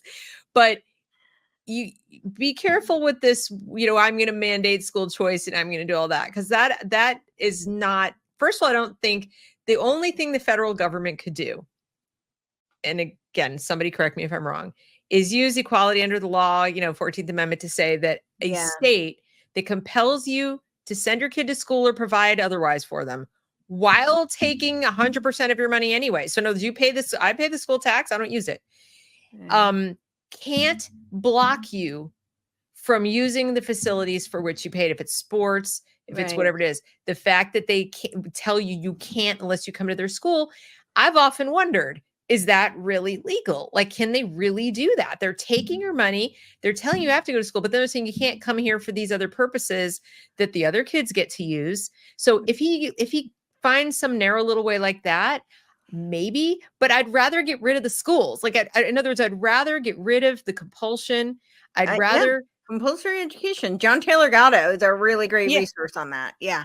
I'd rather say we've got to abolish the compulsory education laws. They're unconstitutional. They are. And once those go away, they have zero leg to stand on to tax you for it. They can't. The only reason they can confiscate your money to pay for the schools is they've justified that they can compel you to attend. So get rid of compulsory laws, and very quickly it's like they get money off of truancy. This is why they want to have accountability for homeschooling, so they can profit off of it. That's exactly right. So I feel like we're going about it the wrong way, and people say, you know, well, you're never going to get rid of it. You're never going to. Well, if you don't try, you sure never will.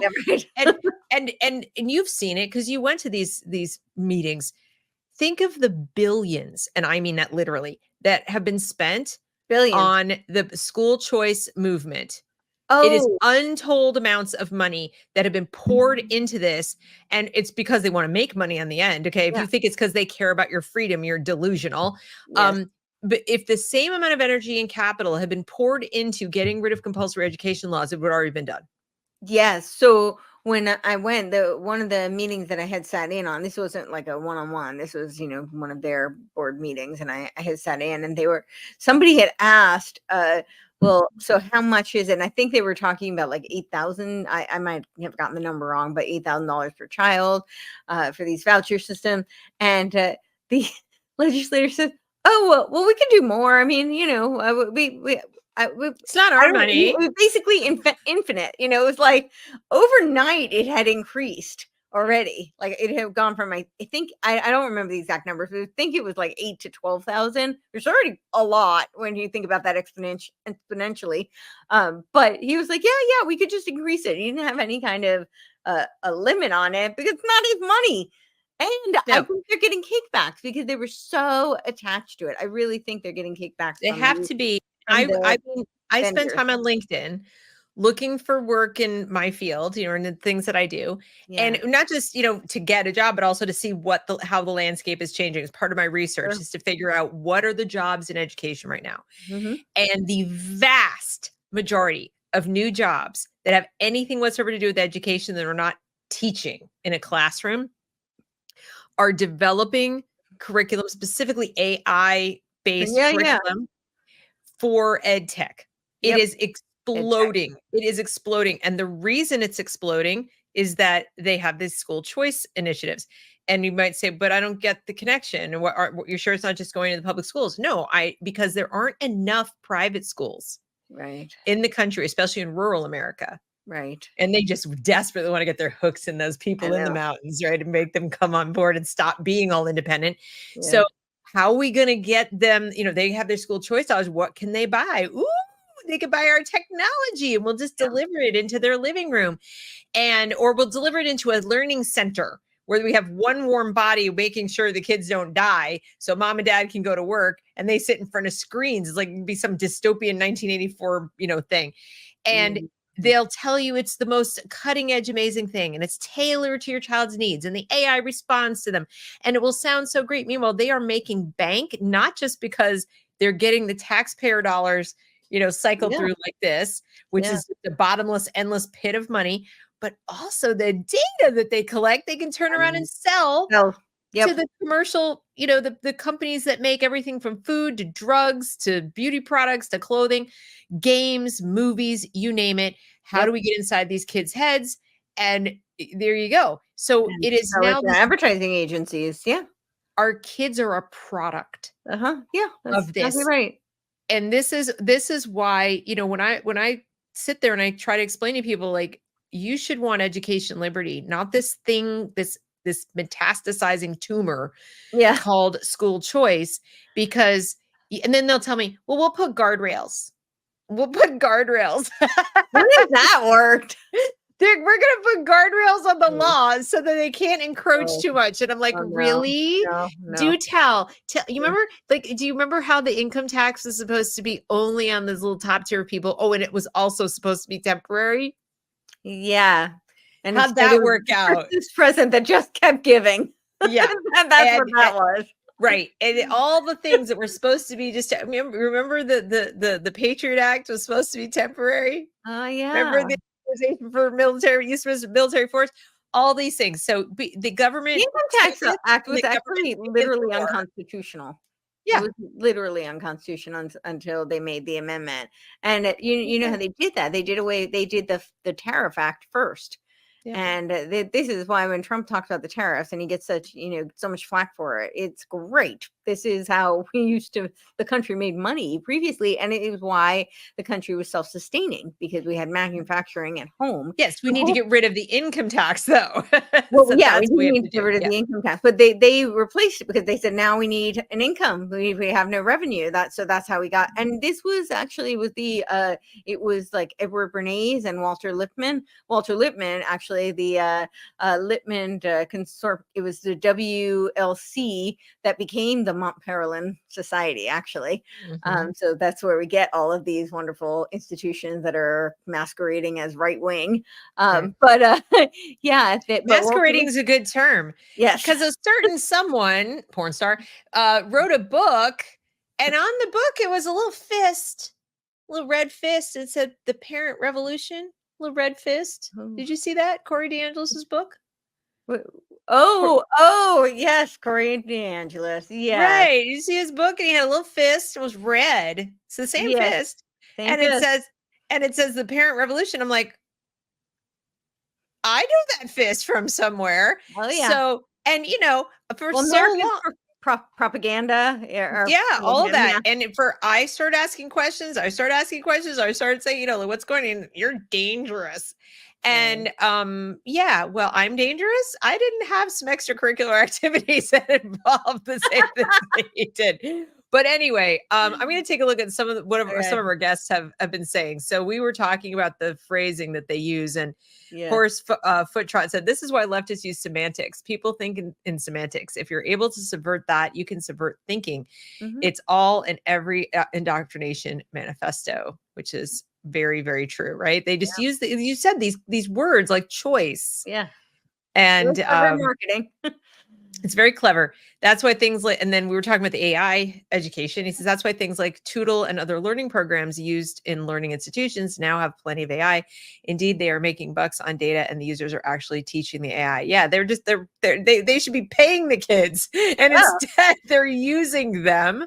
And then this I've never heard of. David Goodnow says, Frank Miller's character Martha Washington in the comic series Give Me Liberty illustrated your AI-driven education system. I am unfamiliar. I'm going to have to check that out. Yeah, I am too. But interesting when you talk about how they should be paying the kids. Well, in some ways, they're kind of conditioning them for this future in the AI world society where people are on like a UBI tokenized system where they're basically just watching. They're paid to basically watch like ads and be kind of like a part of a focus group, essentially. This is the model they've described in AI so world. It's like Truman Show meets being there. Yeah. I heard something. I'm haunted by, I don't know if you've read it. Have you read This Perfect Day by Ira Levin? I'm familiar with it, but I haven't read it. No. I think if you read it, guys, the audience, I've mentioned it before, but if you read it, it'll give you chills. Yeah. It was his least successful book compared to Rosemary's Baby and all that. But at the same time, the idea of Unicomp, and the giant computer brain, and that also goes back to it from A Wrinkle in Time. But this has been a recurring theme that writers and creators have come up with that they didn't get from nowhere. No. Right? I'm pretty sure that Madeleine L'Engle knew what she was talking about when she wrote Wrinkle in Time. Oh, I'm sure she did. That was actually one of my favorite books. Yeah, it is literally one of my favorite books of all time. My all-time favorite. And actually, I had a friend who he was a trainer, and he trained Madeleine L'Engle's best friend. Oh wow! And I was like, "You never introduced me to her." I was so sad. Oh wow! But yeah, it is a perfect book. Camazotz is pretty much what I picture when I picture what it is that these people want to create. Well, and it's terrifying to me, that and This Perfect Day, the place where they live. It's terrifying because I think it's increasingly plausible. Like we think about it as this nightmare, and I'm like, no, look around. It's actually doable what they're trying to do to a point. There will always be those people who fight back, just like in This Perfect Day. There are always those outliers who know something's up. This isn't right. But we've seen historically what happens to those people. Things get ugly. And it doesn't mean that the people don't fight back and succeed in the end, but how far do you want to get? Wouldn't you rather stop it from happening? Yeah. Well, and this is what Yuval Noah Harari says, that there's going to be. He says, in the Bible, we had the story of Noah's Ark, and there was the flood, and most people, were washed up in the flood. And he says that we're going to have another meta crisis, and he said, but this time there will be a scientific ark.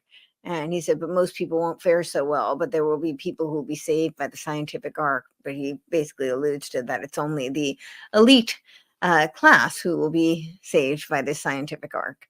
So, when you talk about the global brain and how close, the potential of that. So there's something called new map.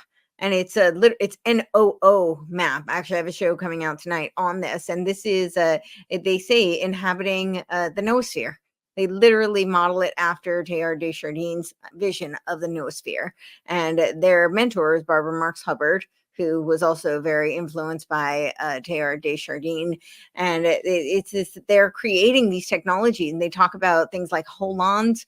And holons is like where you have this whole kind of digital representation, which looks like a digital twin that they talk about in the AI World Society.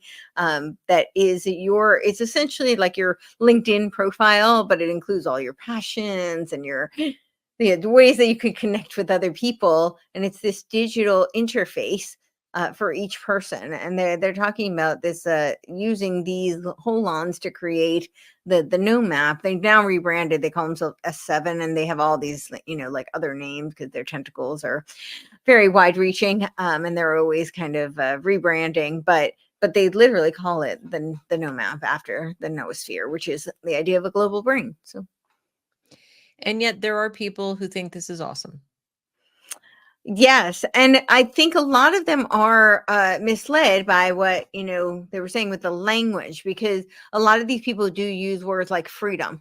And, when they say freedom, they don't mean freedom the way you and I are discussing freedom. They mean freedom from. Yes, they mean freedom from, and they also mean freedom for the psyche in class. Yeah. They will be free. Yeah. And that's my last question for you, is because I get this all the time. Well, why would they want to do this to the world when they'll suffer too, won't they?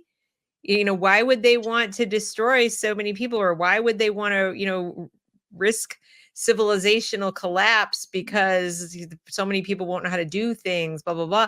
And then I've tried to explain, like, no, they genuinely want to have the whole planet to just a very few tiny bit. They want the whole planet to be their playground, and they are like this big a group.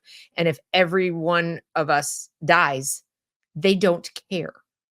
Well, I think that's my theory. I think it would be better. I think they think, this is this idea of conscious evolution. So we're all supposed to evolve, and if those who don't get recycled and subsumed, and that would be better for this superorganism of humanity. And that's what they talk about. They talk about superorganism of humanity. We're not individuals. We're a No, superorganism. they say that. So Bruce Lipton, I think, is one of the ones who's most clearly outlined this. He's an evolutionary biologist, and he talks about how we started out as amoeba, and then we become, these multicellular organisms. And then he says human beings are complex multicellular organisms, and the reason we're so intelligent is because we have so much surface area of membrane. And he says, but now we have this opportunity to co-create, and we can evolve to the next stage. But this is either we do this or we cease to exist. And the organism that we could evolve to is this superorganism of humanity. And he says that the membrane for this superorganism of humanity is going to be the internet. Yeah. So I where do these people send their kids to school? I don't think a lot of them do. I really don't. I don't know. That's what I've been wondering. I mean, they don't all have kids. So first and foremost, a lot of them are childless. Kids. Yes. And as I said at the outset, even some of the founders of all of this thought process were childless. True. So I think it would be a fascinating study, while we're still allowed, for somebody to do some profiles and, like almost like a profiler, and gather together all the different people who've put this together, put together this plan going all the way back to, Blavatsky and all those people. Yeah. And get a type, come up with a profile. I bet it would be really so obvious when we're done with it, but I don't want to say anything, off the cuff and be wrong. But I think there is a kind of a type of person, a type of personality disorder, maybe, or something that finds this to be okay.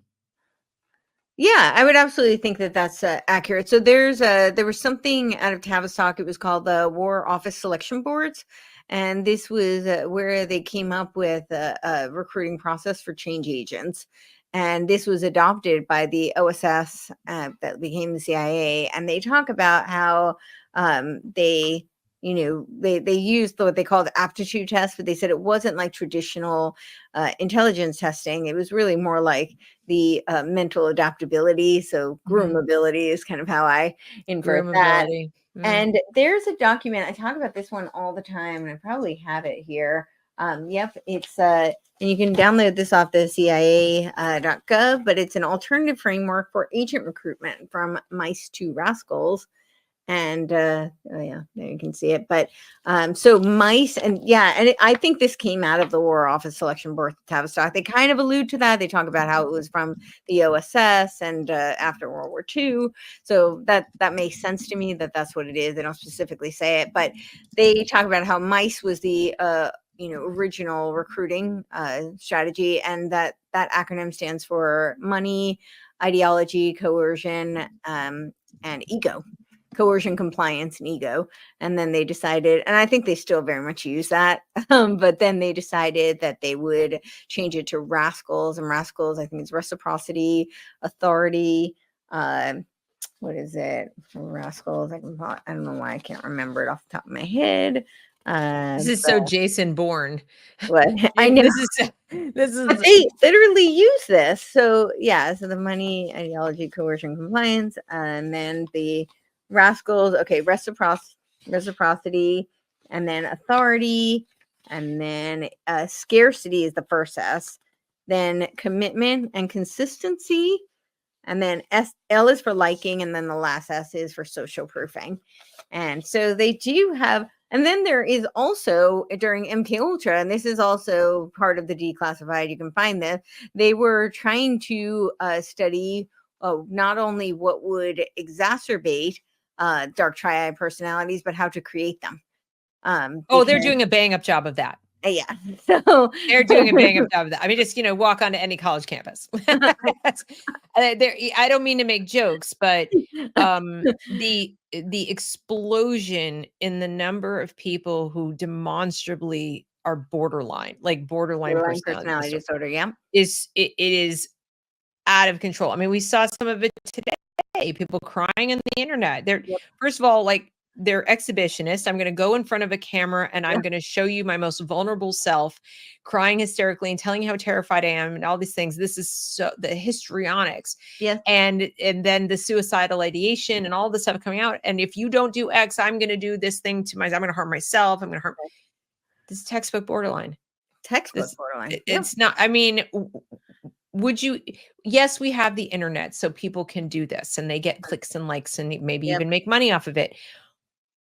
But you could have just gone out in the street 50 years ago and done it. You could have screamed out your window. You could have, made a little.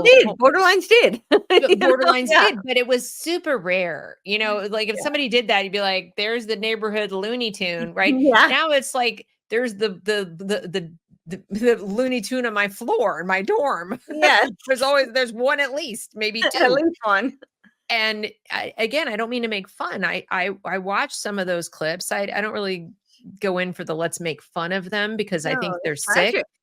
But watching them, like, these people have been abused, of course, by the system itself. By I don't even know what is going on in their households because some of us grew up with bona fide personality disordered parents. Sure. I had one, and that somehow I survived and went on and lived. And like you pointed out, people can go on and make perfectly nice lives for themselves because I didn't. I had another parent, I had grandparents, I had friends, I had other things. Yeah. But these kids go and they sit in a school and they're bombarded with doom stuff all day, every day. Then the internet on top of it and all entertainment. There's no escape. Yeah, well, I had this theory a while ago, but now I think it's, spot on. Now I've done more research, so I actually know that there is something to, corroborate it. But I felt like there was such a, boom of these borderline personality disorders, but it makes sense coming out of the Frankfurt School because they, the whole purpose of intersectional politics is to strip people of their core identity. So you don't have a sense of self, right? That's the cornerstone of borderline personality. And so they don't have a sense of self. So I always think of it as kind of like those air punching bags. And so that's kind of a borderline. It's like they Yep. get punched to one side and then they align, they kind of like use that to buffer themselves and they now take on that identity, and then they get kicked to the next side and they're like, oh no, this is my identity and this is what's happening. But this is a intentional social engineering product that is creating that Mhm. they're a byproduct of. It's so sad. It's tragic. Yeah. And I think that's really kind of where I want to leave people with is that if we don't pursue education liberty at a minimum in our own lives. So Yeah. if you're, if you're a parent or, even if you're not a parent watching this, if you're somebody who just cares about the future and the Yeah. culture, whatever, if we don't do whatever we can to make that moral case for the freedom to educate ourselves and our children as we see fit, because there are adults who want to go back to school and they're finding that I have to take this class, or I have to choose this, or I have to do it through this channel if I want to get the credential I need for a certain Yeah. job. Or even if you don't need a credential, you're just like, I'd like to go back and take some college classes, and you show up at the community college, you show up whatever, and it's like, oh, in order to participate in this program, you have to go through this like sensitivity training DEI nonsense. Yes. People are like, can I just not? Can we just not? So thank God that there is the internet and people can just teach themselves. Like you said, autodidacts. If you don't need a credential, no problem. But if you need that credential, you're funneled into it. So if we don't do this, the tragedy will be a loss of human everything, human creativity, human life. I think humanity 1.0, really. I mean, It's that's just what they keep saying. gone. They say they want humanity 2.0, which is a transhuman agenda. So I think humanity as we know it will cease to be if this continues. So I Yeah, so when I talk about like school choice for me, like in terms of education, there is no other issue to me. Like that is the issue. We have to get rid of, you have school choice. As a parent, you have the right to educate your child however you see fit. that's If right. you want to put them in the public school system, I personally think the public school system should be eradicated completely. All Same. compulsory education should be eradicated. But currently, we still have that. So if you want to put them in a private school, you want to put them in a parochial school or a public school, have Yep. at it. If you want to homeschool it, do that. Right now, you have the right to do that. That is school choice. These vouchers are not choice, they are about marionettes dangling little strings with carrots on them so that Yep. they can control you. And Absolutely. that And is, I would just beg homeschoolers, if you're already homeschooling, yeah, please don't get lured into this trap. But yeah, what I think is happening, Courtney, is that it's not the people who decided to homeschool years ago and they've been homeschooling who are susceptible. They're fighting it. It's the people who during COVID yep, decided not to go back to school. That's not a homeschooler. A homeschooler is a person who made a conscious decision philosophically, I'm going to parent my own kids, I'm going to educate my own kids however I can. And I may not agree with all of their methods. I tend to not love unschooling, to be honest with you. But I mean, it works for some people. Great, knock yourself out. They're not my kids, not my business. right. But I'm talking about the people who just said, school ended, they stayed home, they did the virtual thing. They kind of liked it for a variety of reasons. Maybe it was safer, the kid was getting bullied or whatever.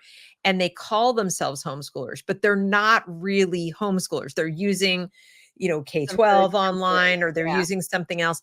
And they just want the government to pay for it. Yep. Or they want to pay for other stuff, like take us on our field trips, or to get, pay for my soccer classes or whatever. And I don't call that a homeschooler. And I agree. unfortunately, I think they're going to wreck it Well, for everybody else. I know I might be really cynical in saying this, but I think that was part of the plan. I With really, COVID, yeah, I think so I too. think that was a bit of a like a honeypot trap, because all these parents are now home seeing, and their kids are forced to be on Zoom. Now suddenly parents who were at work before had no clue what their children were learning in school. They're now seeing it. It's being shoved down their throats. Right. And they're Now like, they're going oh, to beg for school choice. exactly. Oh, Yeah. no. I mean, Or they're starting to they take their kids out. Now they started to homeschool because they were horrified, but right. they don't know, they're not homeschoolers in the true sense of, No. yeah.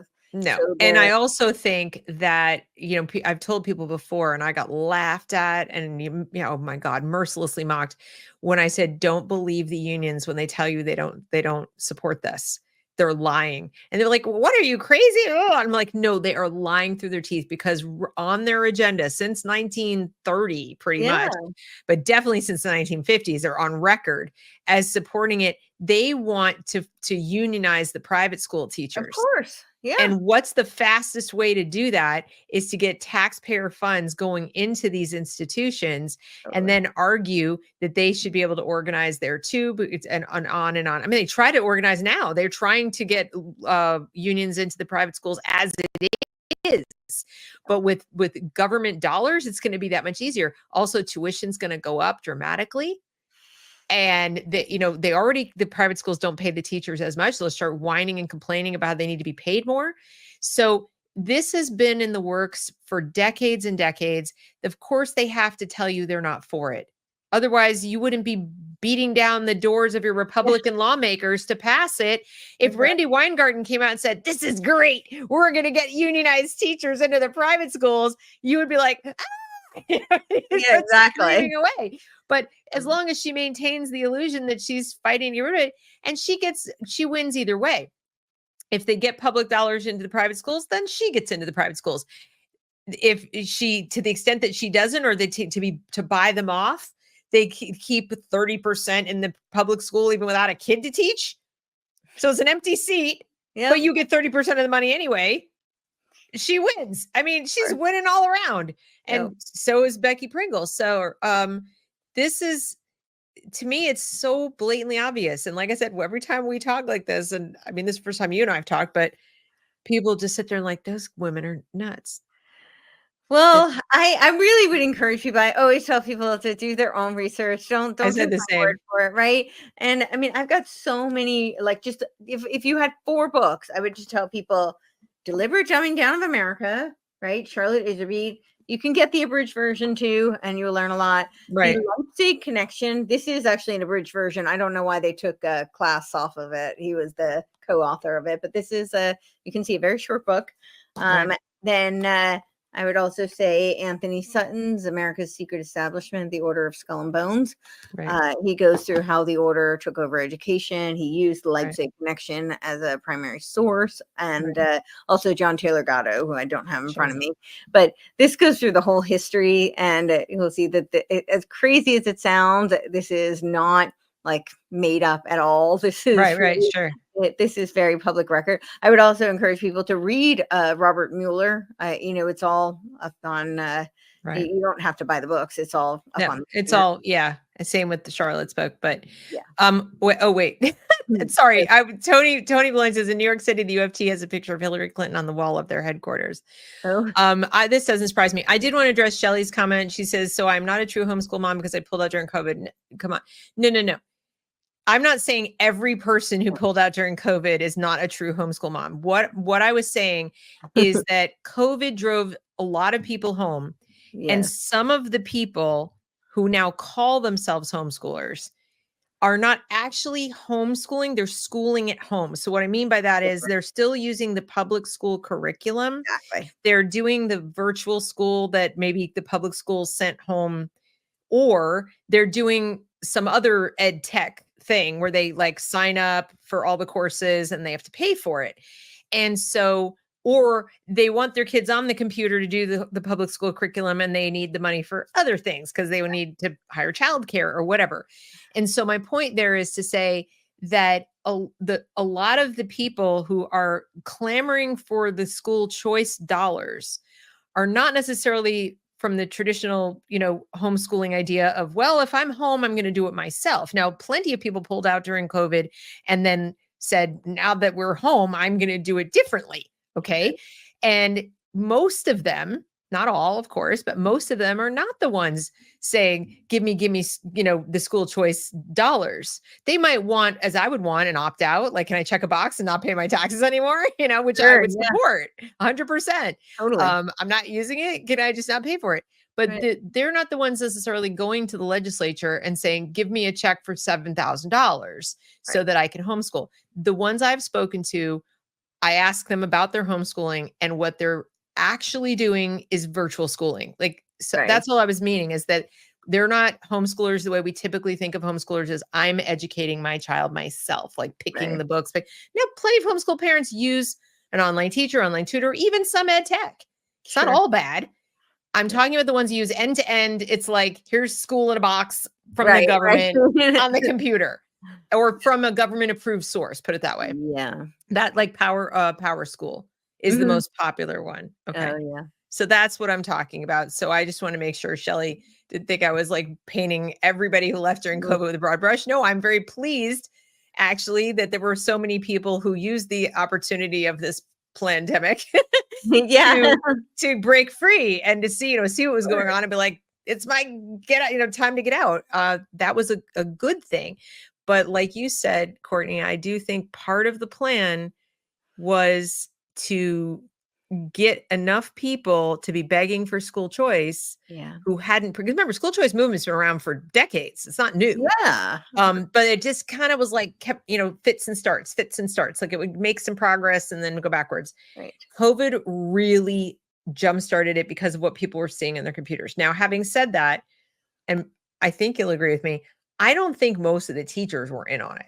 Like, in other words, I think the teachers are just poorly educated Yeah. by their teacher colleges. They're Yeah. just delivering what was given to them to deliver.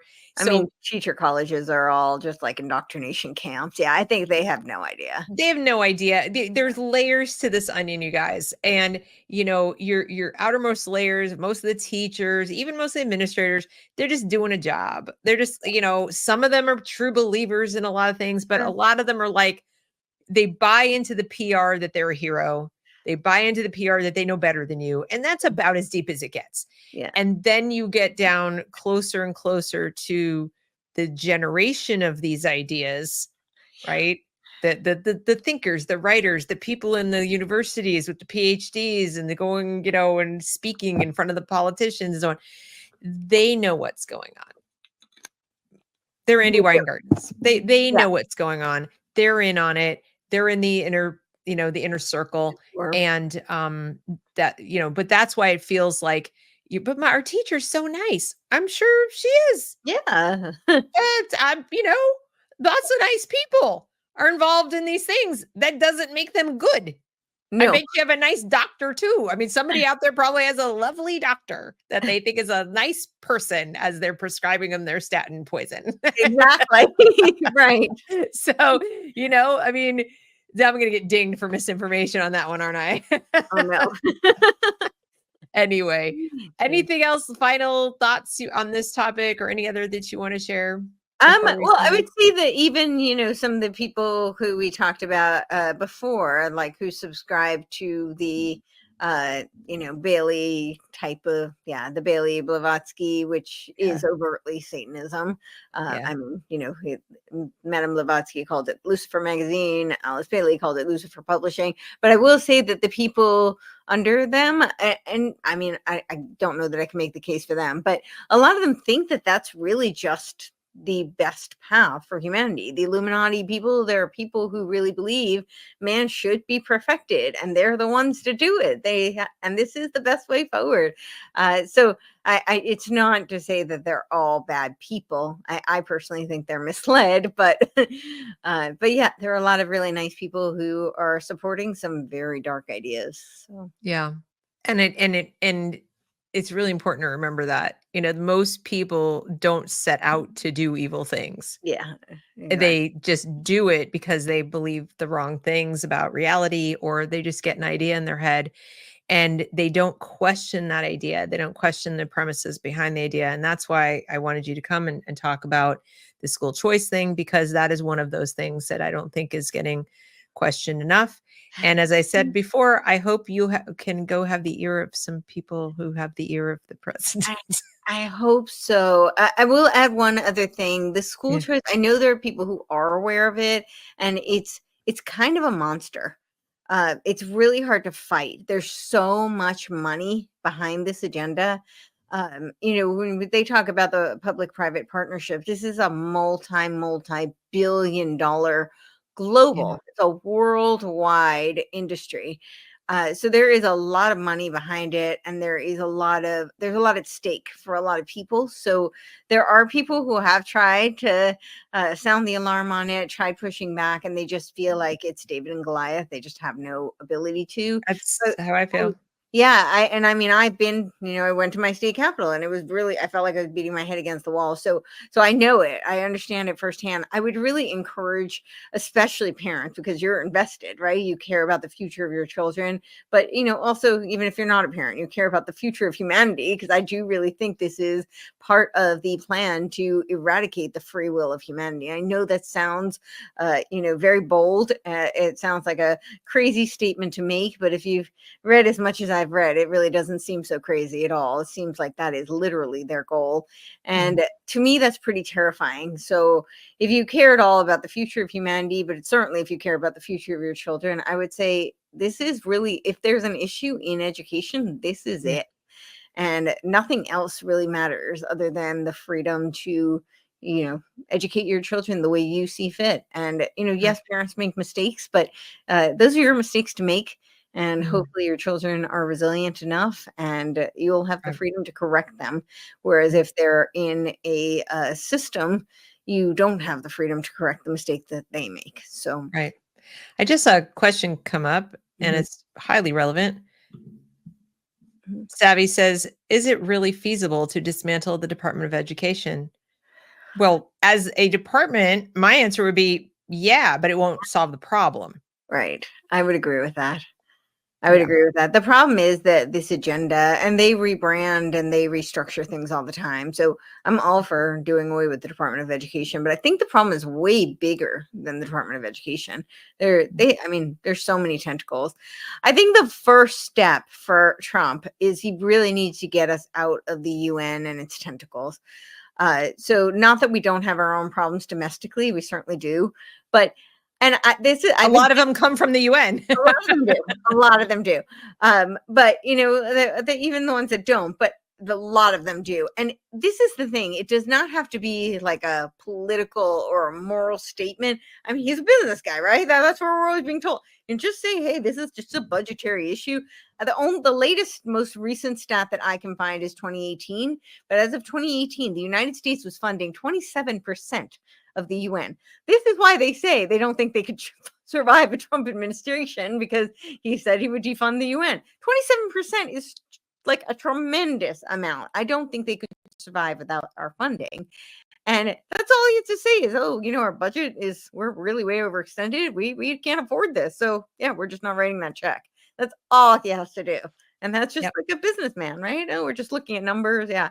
And if we pulled out of the UN, that means we pull out of UNESCO. It means we pull out of the WHO. Yeah. And all of these various tentacles. So that would be huge. And then we could start thinking about, what does it mean to have education liberty? What does it mean to have cognitive liberty? What was the vision of the founding fathers? Why was education even important to them? And what did it really mean? I think we should start asking some of these questions, and we could get closer to having those answers if we didn't have a global agenda. I don't feel like, I mean, everything I've read of them, there's nothing in there about perfecting man, because they knew they weren't God. Yeah. That was kind of God's gig. You're gonna do better than God. Okay. But it was about preserving liberty. So that everything was about, okay, we've kind of defined it. For once in human history, we have put it down on paper what it is. We've identified it. Here it is. This is what it looks like. We have the common law. We have these rights. We've now codified that. Now we have to hold on to that, because human nature is a thing. We recognize it's flawed. Okay. And we recognize free will, and we respect free will, and we want people to have free will, but we recognize that some people don't use their free will always in the best possible way, and they violate the rights of other people. Right. So if we have education, the likelihood that you're going to violate someone else's rights is minimized. And then the likelihood that you won't be able to defend your own rights from some potential tyrant someday is also minimized. So I think it was all to do with pursuing truth and preserving freedom. Yep. And we have gotten so far away from that to where we, like you said, and it really goes to, FDR with his freedom from want and freedom from this and freedom from that. People go, oh, look at the 4 freedoms. I'm like, I hate him. Yes. Because and Norman Rockwell made it happen, made it all pretty. I know. But we went from freedom to do what we want to freedom from these things that you can't free yourself from. It's called life. Right. So it's really just trying to absolve themselves of responsibility versus. That's right. Yeah. And also pretend that we don't die. It's like, life, like I said, the natural state of man is poverty. Life is struggle. Peter Thiel has his Prospera, and the subsidiary company is Vitalia. And it's when you open up the website, the tagline is cities where you can make death optional. Okay. Alrighty then. Yeah, no, that's not how that works. I realize I'm just a human and everything, but I'm pretty sure that's the one thing I know about life is that it ends. And so like I said, I think this is a very important issue. I hope I hope that President Trump can do what he said he was going to do, abolishing the Department of Education. Like you said, it would be great, but as long as there's a giant pot of our money, and as long as there's a compulsory education law, in every state, then it wouldn't matter. Now, cutting off federal grants and getting rid of the UN is a good step. It'll be a lot harder for them to pay for garbage, but they'll just raise your property taxes. Yes, they'll get their money because why? Because they're going to go up. What? I can't. It was South Dakota or North Dakota. One of them was doing away with property tax. I don't know. Yeah, one of them was proposing to, and that is awesome because I know actually our founding fathers loved property taxes, but it was very different then. They had different reasons, but I despise them because it means going back to what you talked about in the beginning with us being a renting population. You will own nothing and be happy. Well, we already have that. When you buy a piece of property, you think if you own nothing, you should own the home that you live in, the land that you tend to, right? But you don't, because what happens if you default on your property taxes? Then they get to take it and it gets seized. And this means you lease your property from the government. That's right. I despise this. The other thing I want him to do is I want him to, at a minimum, to suggest, he can't at a federal level legally, but I would love it if he would suggest to the states and really make a case for it that senior citizens who own their homes outright, because there are some that own their homes, that they shouldn't have to own their home outright. What? Like, oh, you mean like if they even? No, what I'm saying is, if you own your home and you own your home, you should not be subject to. First of all, I think property tax should go away. But imagine the person who owns their home and they're senior citizens, and now they come along and they keep jacking up their property tax and jacking up their property tax, and then they can't keep the home they live in that they own because they're renting it. This thing that they paid for 35 years or 40 years, whatever, and they're renting it back from the county and the state. That's got to end. That's just absolutely got to end. And tax and Social Security. Well, Social Security needs to end too. I agree with all that. There are ways through land patents. It's a whole tangent, but not every state has a viable access to land patents, but that is a potential loophole for people to look into if they want to. Yeah, we've got to come up with creative ways to Gen X we're all going to be senior citizens soon. I know. We got him across the finish line. Now we got to make sure he makes some policies that protect us. I'm kidding. Yeah. Anyway, I can't thank you enough. This has been a lot of fun. It's always fun to talk to somebody who gets it, and you totally do. So that was a treat. And those of you who are not already, I mean, I'm sure everyone is, but anyone who's not already listening to Courtney's podcast, you need to go and get yourself subscribed to that so that you can listen and regularly. Tell them where they go. So CourtneyTurner.com is probably the best place. Then you can pick which platform you like. I'm pretty much on every platform except for the ScrewTube has canceled me 5 times, so I've kind of given up. Watch But them demonetize this. Oh my God. what? What did you say? Watch them demonetize this No. show. Well, I didn't use the label, but yeah, so yes, so hopefully not, but yeah, so I'm on every other platform, but Courtenay Turner is spelled like Courtenay. So it's Courtenay. It is pronounced Courtney, but I spell it CourtenayTurner.com is probably the best place to find me. And I'm at Courtenay Turner on X, and yeah, all my social media and platforms are there, but I'm on every other platform pretty much. And when are you writing your book? So I have started to outline some chapters. Yeah, I really need to slow down on the podcast and make time for that. It's really funny. I've had 3 or 4 publishers approach me.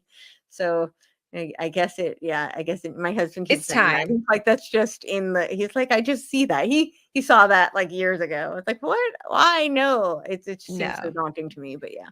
No, you need that. That's a given, because we need to have that on the shelf next to the Charlotte Iserbit and next to the, other stuff. No, it needs to be there. I think you were I don't know if you've read Timothy Sandifer's book, Freedom's Furies, but you No. should. If you haven't, you would love it. It's Okay. it's a book about Isabel Patterson, Rose Wilder Lane, and Ayn Rand. Oh, And okay. yeah, it's fantastic. And so I think of you as one of you're one of the Furies of the 21st century. Oh, But wow. they were the 3 Furies of the 20th, and I think you're solidly one of them for the 21st. So Wow. Well, someday somebody will be writing a book about all the things that you said passionately and frequently that people didn't listen to then. So I've been calling myself Cassandra for quite some time. Well, when you read this book, you will be amazed at the perspicacity of these 3 women, in particular Patterson and Rand, I think, and just how they were relentless in saying things that nobody wanted to hear and nobody agreed. Well, I'm saying nobody, a few people agreed with, and they just wouldn't let up. And They what was wouldn't the let name of up. this book? So it's called Freedom's Furies Freedom's Furies. Okay. from Timothy Sandifer. And it's really eye-opening. I mean, just on the stuff about FDR alone is worth a read. But it goes through these 3 women and sort of their 3 different career trajectories and how they came to their personal philosophies and their writings, whether it's God in the Machine or the Little House books or Freeland or, Atlas Shrugged. And I just found it fascinating how they came to write, think the way they thought, write the way they wrote, and where they diverged, how they disagreed with each other. Patterson believed that God was the center of things, and Rand, of course, did not. Mm-hmm. And so, but yet they were still friendly for most of the time. They parted ways in the end of their lives. But it's just fascinating to know that back at a time when women were, I wouldn't say oppressed, but certainly didn't have the freedoms we do now, they were speaking out as loudly as you are in their way. There was no internet, but they used every possible channel they could. And so I think when we talk about strong, intelligent women, speaking up for freedom, for liberty, especially in this cycle, it was all like, oh, women, they're all statists and communists, and they all want that. Go read about these women. They had more spine than any of the men at the time who were in FDR's administration, Hoover's administration, etc. Some of the ones that pushed back on them, and they're like, nye, nye, nye. I'm sorry, what? These women were tough as nails. So I think you'll really enjoy the book. All right. Well, I look forward to it. I will definitely check it out. Yeah, these people who think that women were always like meek and docile and quiet. I mean, or conversely, always control freaks like the prohibition teetotaler ladies. yeah. I mean, those people have always existed. The cat ladies have always existed. Okay. But they're also the men who enable them. So, I mean, it's not a sex thing. There's a personality type that likes to control what other people do with their lives. They have always existed. They will always exist. And the thing that we have to remember is that it's up to each and every individual one of us to stand up to them. Yes. You don't need a group of people to stand up to them. Just say no. And if every individual person said no to them, they'd have no power. If we just go back 4 years, and if each individual person just said, no, I'm not wearing anything on my face, we probably wouldn't have gotten to the next stage where That's correct. That Yeah. is correct. That was a very rude awakening, actually. Yes. All right. All Well, right. this has been a joy. Thank you so very Okay. much, everybody. Please go follow Courtenay and please like and share this broadcast. As always, if you're not subscribed, please subscribe to this channel and consider supporting the channel in one of the ways listed below. And we will see you next time. Thanks so much, everyone. Bye-bye. Thank you.